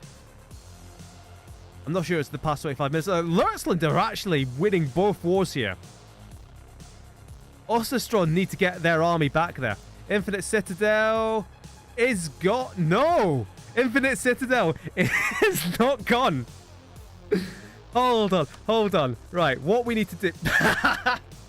It's the Savage...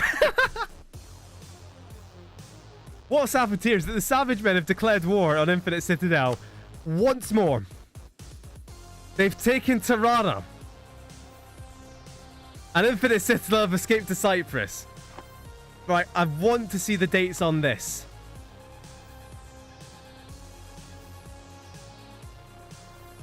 So 1541, it went back to Infinite Citadel.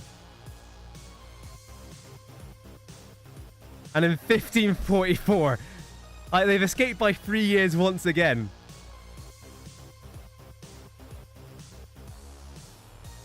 Oh no. Equestria, not like this. The Equestrian tribes are back, and they're just blowing up that army. Oh no. Equestria, no. They're at war with Caboose. Why are they defending Arthur? Why? This is Osterstrand versus Medvedstrana. No, this is PRD versus Medvedstrana. And they've both brought in a Norse ally. Lurtzland for having no... they've got offensive ideas, which aren't that great early on. They've got exploration, they've got religious. So they're not that great a fighting force. Oh, hello! Nordischreich. Are they actually looking smaller, or am I imagining it? I think I'm imagining it. Maybe it's wishful thinking, but look at all the claims in there. Nordischreich still going strong, actually, beating back Grunhammer.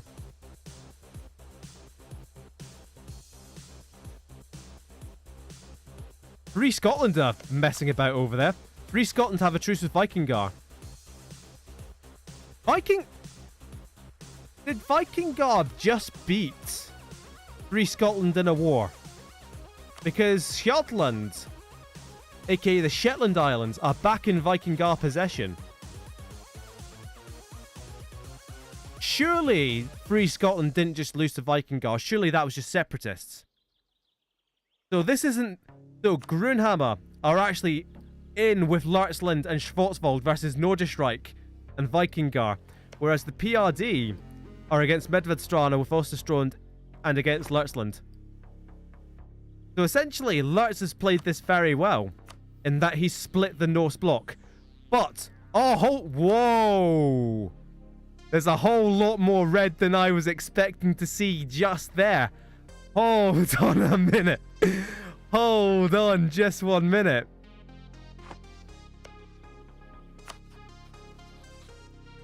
Oh no! Oh no! Danny, why? Denny, no. This is a coalition war against Denny. Look, of all the countries that have done some heinous shit and deserve to get punished in a punitive war, it's Denny. It's Denny that's happened to. Now, all he's done is provoked Switzerland, Luxembourg, Holland, and Hanover. But that was enough to bring in London and Epiphany against him as well. That was all it took. So this is why I've said everyone has to be so careful about coalitions. Because it's not taking much. I think it's Switzerland that will have declared this war, right? Yeah, defender against Switzerland.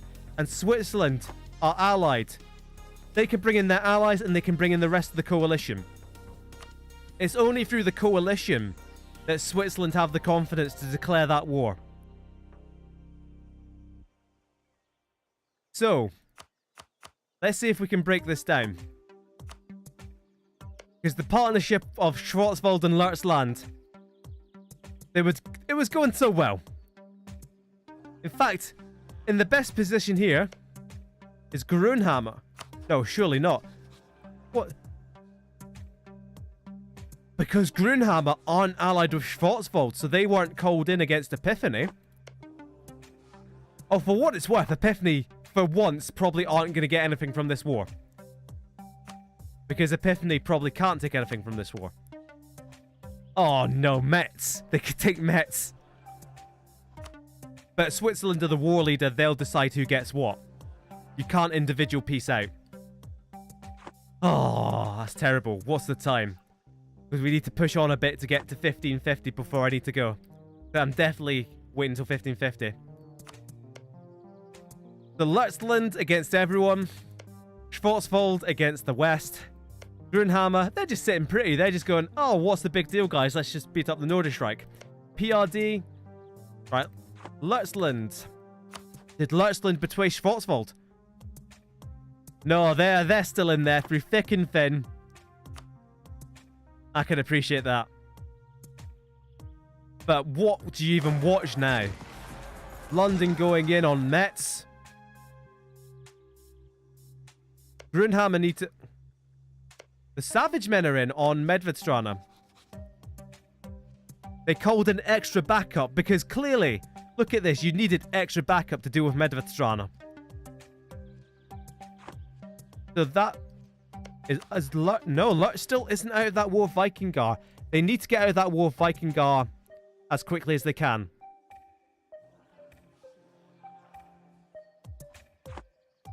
As you see, Osterstrand are kind of rampant in the middle. Vikingar will bite back. Because where... Well, the Grunhammer army's there. They'll help with Vikingar.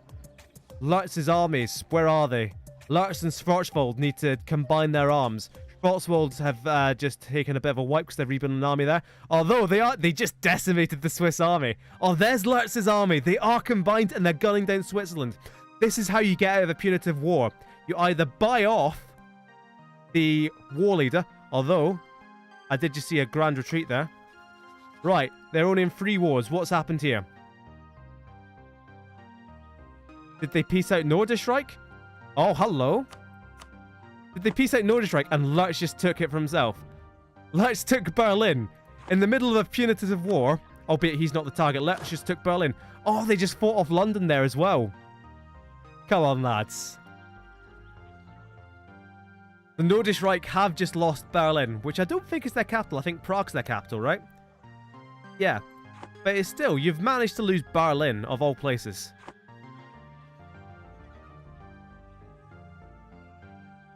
Like I said, like I was going to say, this is how you fight a punitive war. You go directly for the war leader, and if... I'm not sure if you can piece them out, does that just get rid of the whole thing? Because that's what they need to do. They need to take out... Which one is it? It's not Bern. Although I don't think... What has happened to Switzerland? Where is their capital? Which one is their capital? Graubünden. Yeah. Oh. They can just walk right into Graubünden. I'm really confident about that. They can just walk past that fort. That's what they need to do. Big battle there. Well, it's not a big battle. What are the Savage Men doing? What are the Savage Men doing? Marching up to Leutzland, I expect. The sooner Medvedstrana give up, so much better it is for Leutzland. Because look, this is all Osterstrand. This is Vikingar. Oh, that's Vikingar. Jesus. So, this war looks overish. So what did Yunnan lose? They lost a lot of the north of Korea. 1, 2, 3, 4, 5 provinces there. They didn't lose anything to Jeolla. Or did they lose, And they lost the rest of Hokkaido as well. So Yunlin looking a lot slimmer. Slimline, Yunlin. So Yunlin didn't lose big from that war, but they have no allies of any worth for when Son Yeo try again, and that's the dangerous thing. Medvedstrana hanging on. Caboose in on Equestria. Right, the Vikingar War is over. And what happened there? Lurtzland did actually get all of that from Vikingar. Lurtzland are fighting on. They've still succeeded in 2 of these wars. That'll be Grunhammer out of the war, yep. So it's just Schwarzwald and Lurtzland now. Medvedstrana need to give up. Medvedstrana just need to give up whatever they can, because otherwise Lurtzland, they're going to drag Lurtzland down with them. And that'd be a goddamn shame. Epiphany's armies are running rampant around Schwarzwald as well. This could be big. This could get... Schwarzland could lose absolutely everything they've gotten today.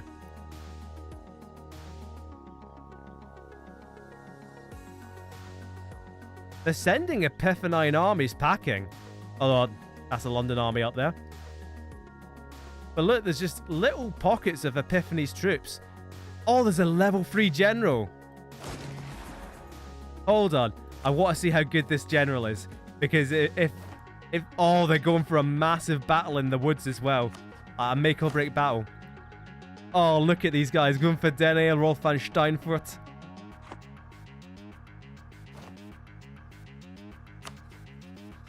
Right, come on. Let's see this battle. Oh, they ran away. As you would from a 3-star general.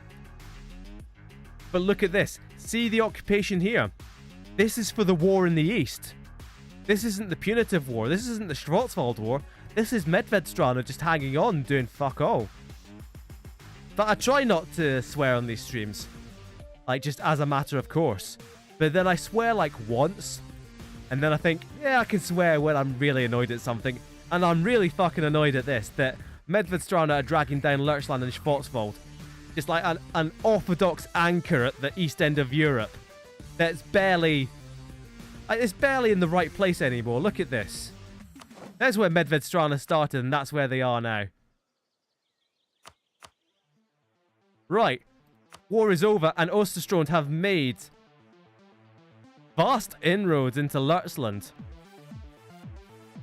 But that means that it's just Schwarzwald and Lurtzland versus the punitive coalition now.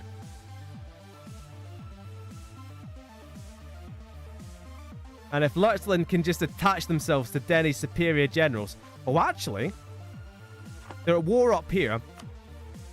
And if they take out Hanover, then nothing. Don't worry. Then still nothing, but still. They still need to take out Switzerland. Because they're not... Obviously, they're not taking out Epiphany or London. Epiphany expanding out. Lower Acadia, Newfoundland. Be seeing Epiphany in Canada soon. Patria in Brazil. Continuing on. Neroland has landed in Rio de Janeiro. When did Neroland get? Yep, Neroland have full exploration ideas as well. Finally, Epiphany going for something military. But here is where the action is. Did he go quantity? He's gone quantity, yes. I always look at that and go, oh, that's a suspicious number of troops. Oh, look at this coalition up here. Nearly 50k troops in Meppen. Lurtzland sent packing.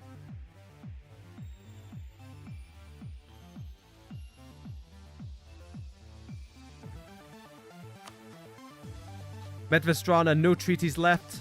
Forever rot. Forever rot. That's why Equestria didn't take too much land, because they're now a tributary state of Equestria. Fantastic. Battles going on around here. Lurtzland getting beaten back, but Denny beating down Epiphany. Who could reasonably declare war on Epiphany just now? Or rather, one of Epiphany's allies. I mean, if they really fancied it, if they really thought, let's do this, Legendia brings in Grunhammer and Versailles, and they go in on Eric Lux. Now could be the time. Because otherwise, you sit back, you die a slow death. It's not worth it. That's my attitude towards EU4. And I was playing with Shame Darley around this area and declared war on the Ming and lost. So, you know, that's probably not the right attitude to have. Did Tok Maria actually lose much to Mecca at all? No, but Denial Valley most assuredly did. Tok Maria, they need to expand more down the east coast.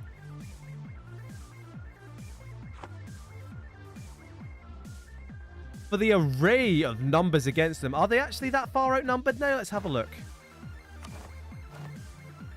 Look at that massive list. They're most assuredly outnumbered. Even on the seas as well now. Lutchland has lost a whole lot of navy. Look at the casualties though. Over 50,000 more on the other side. If they come for us, we will make them bleed.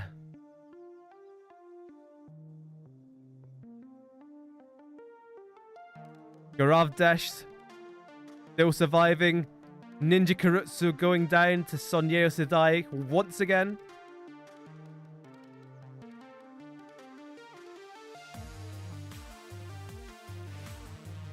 What's the war score? Just minus 10 still.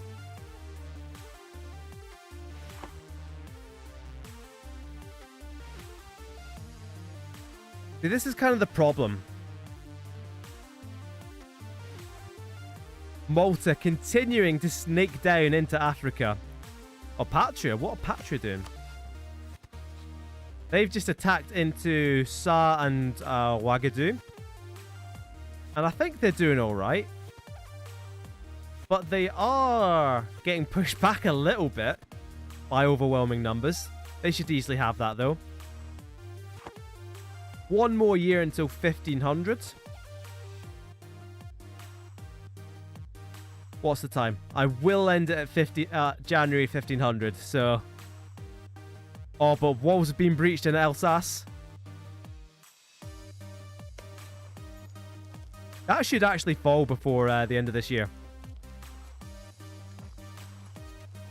Oh, screw London. Just the opportunism. And not fighting their own battles. London got demolished by Free Scotland until Epiphany bailed them out. Alsace has fallen. Could they somehow get a white peace with Switzerland and get out of this? Multiple battles going on here. 1-1 lost one. That's alright. Well, they have to do a bit better than alright to win this war.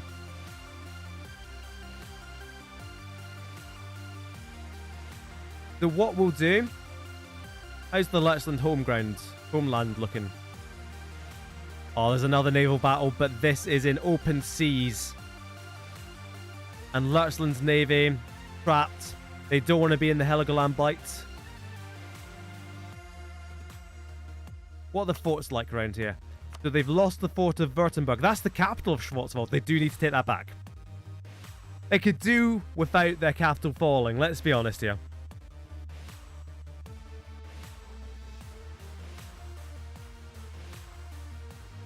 Broadly, I'm really impressed with how well Schwarzwald and Lutchland have done.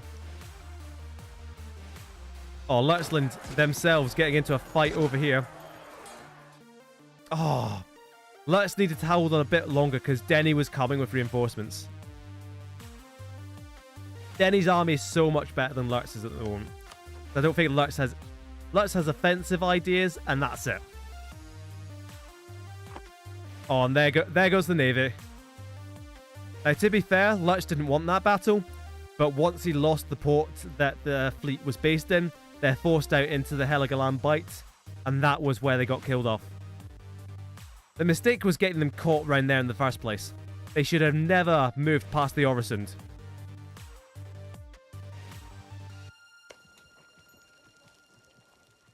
Württemberg should be reclaimed quite quickly. Only 181 garrisoned inside. So this -7 should be jumping forwards quite quickly. Although that's 38k Londoners in Alsace, which isn't a good sign. For anyone, really, even London. Because you're going to be taking a hell of a lot of attrition on that siege. This is This is actually picture-perfect EU4 play. You've got a small enough stack with artillery, just sieging down, and then you've got the big guns behind them not taking attrition. That's exactly how you should play EU4.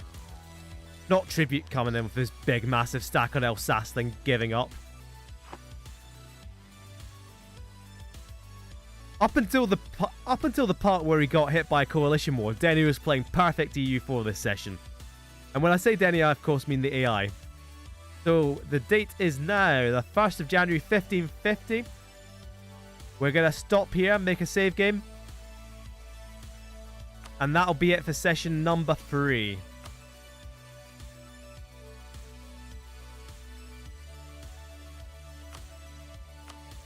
So I don't have to go immediately. Has anyone got any questions, anything we want to look at? What I'll do, while in the meantime, just for my own curiosity as well, is I'm going to have a quick look around what ideas everyone's taking. I was about to say London trade ideas. They're not great at trade ideas, but the London situation, pretty decent. Free Scotland quantity religious exploration, that'll be good, so long as they actually go and colonise somewhere. Viking Guard, I don't suppose it really matters anymore. Quality, they're not going to have enough troops for that quality to really matter. Espionage and administrative are not good enough for their situation.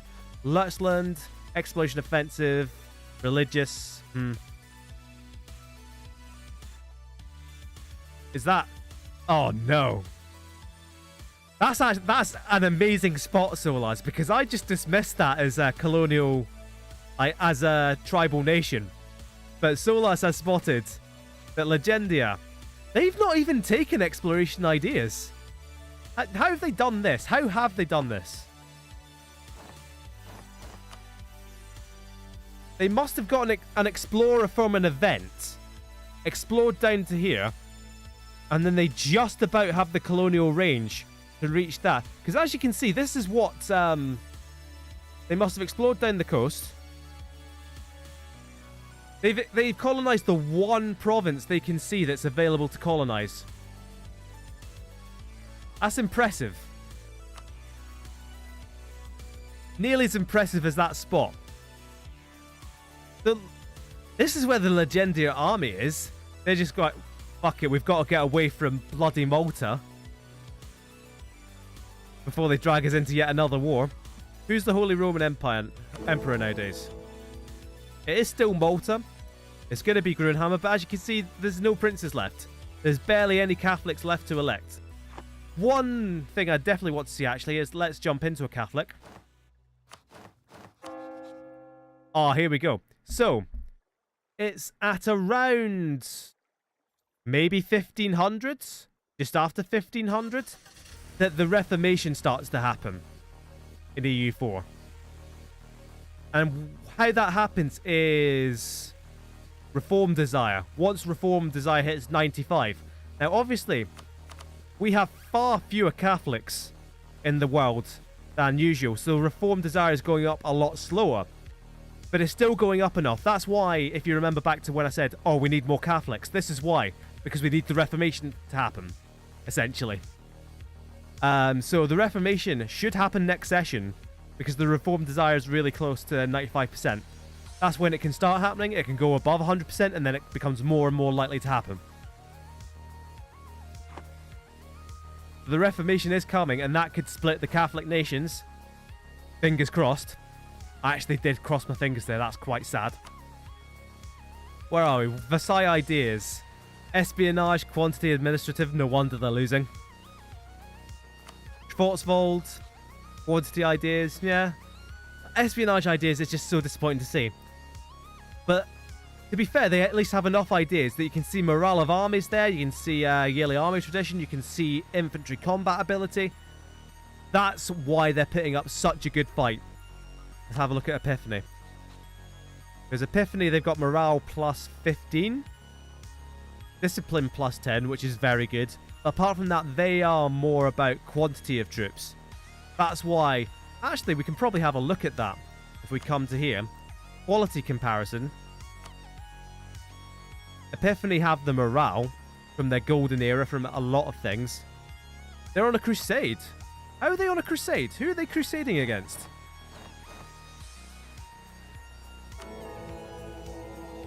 Oh, no. So it's Legendia. Is it?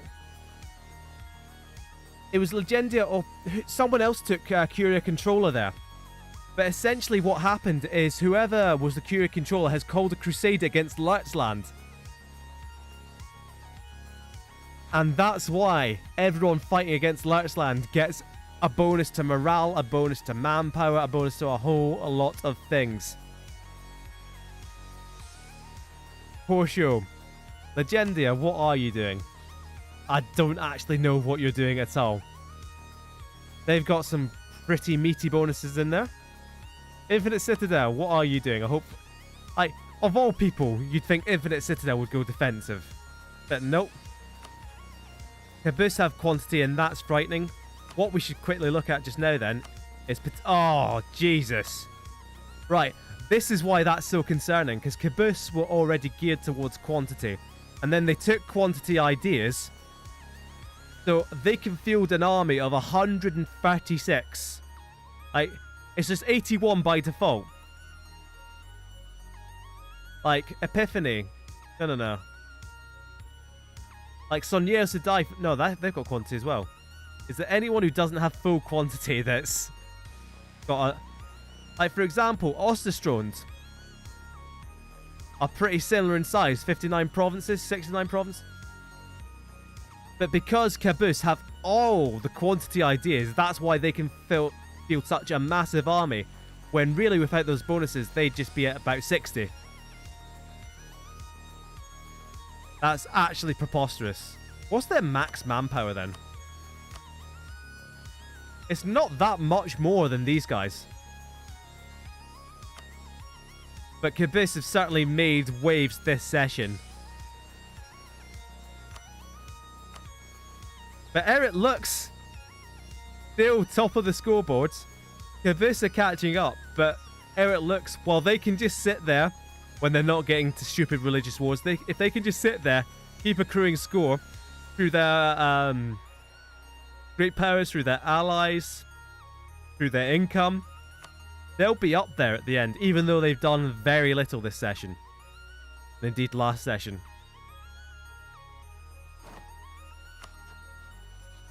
Oh, hold on. No, the PRD, they just got that. That's what they got from Lurtzland.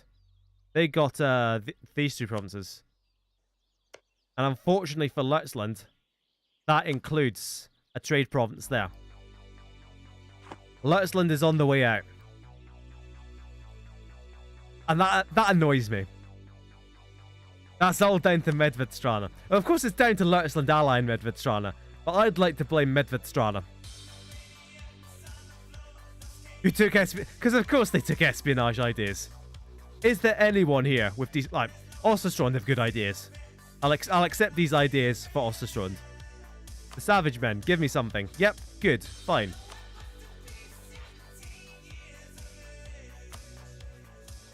I'm struggling to find anyone I like here. Tequila, I guess. That's fine. Garavdesh, sure. Amaranth wouldn't let me down. Oh yeah, Amaranth let me down immediately, I remember. But there's no real interesting idea picks. It's kind of like an arms race, in that if your rival picks quantity, you kind of have to pick quantity as well. Otherwise, you'll just get buried under a sea of bodies. And that's kind of what happened to Yunlin earlier on. Because Yunlin, I think, have a slightly better army in general. Morale of armies plus 15. Sonnier Sedai, they have the exact same, okay. Eventually. In a different slot, but they have the exact same. So it's Sonnier's quantity that kind of won out that war. And Yunlin's diplomatic isolation, of course. That was the main thing.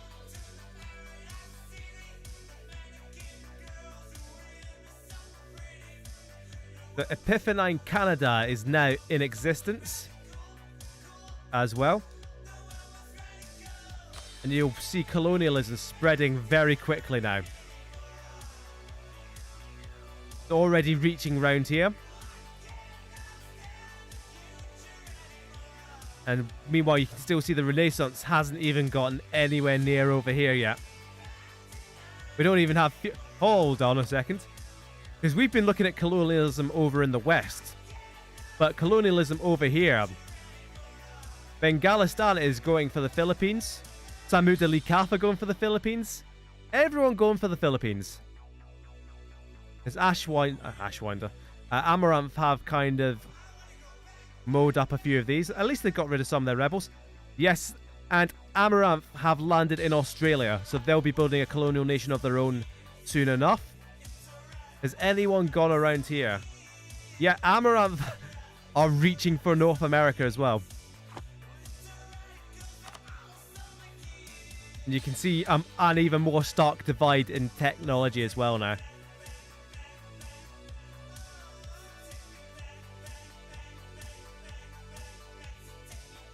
Right. Anyone still here? Anyone got anything else they want to look at? What I could do, for example, come into Legendia, and you get stuff like this. This details everything.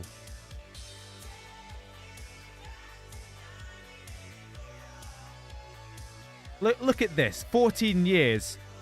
The glorious reign of Serene Doge Feliz Valente. Built 2 buildings. That was it. The 5 years of Serene Doge Giologio de Conte. 1 building. Pathetic. Let's go into this actually. Let's have a look at this. Rolf Denny. Let's have a look at the latest one.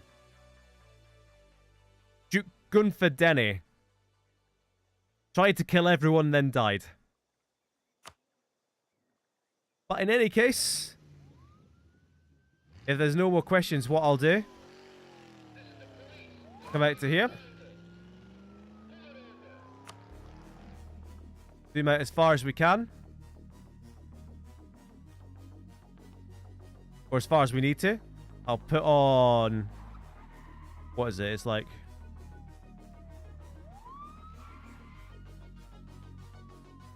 There we go. And that was the world... Oh no, I need the... I'm an idiot. I'm an actual idiot.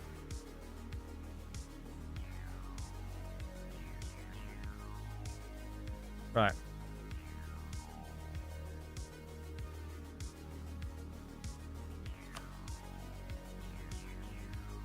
Is that going? Yeah, it is. There we go.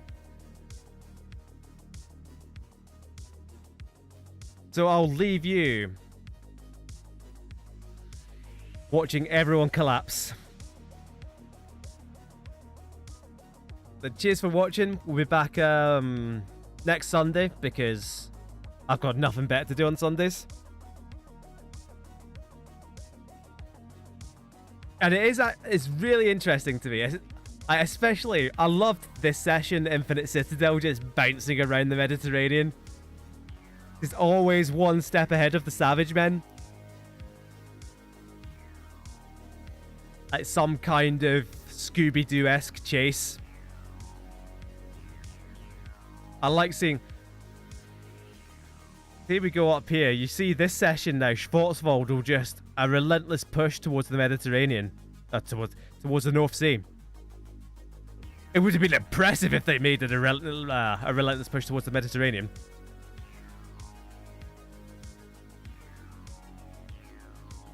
And here we go. Here comes the Reformation, Reconciliation, Revenge of Equestria. Look at this. This is all in like nearly just a session and a bit. Equestria fighting all the way back to some kind of vague relevance.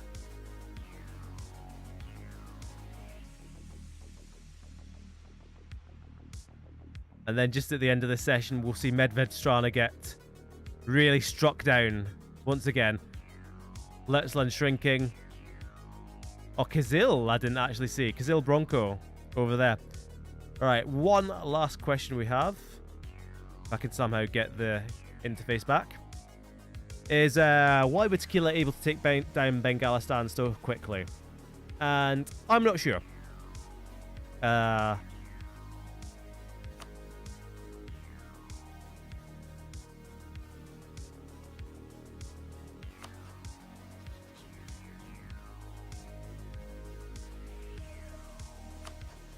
Because a lot of the time you can look at various ideas and say, hey, this will be why.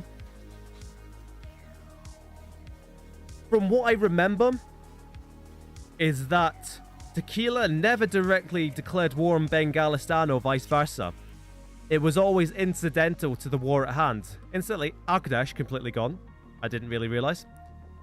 Oh no, not gone, not gone. There's still Agdash, still just about there with 4 provinces.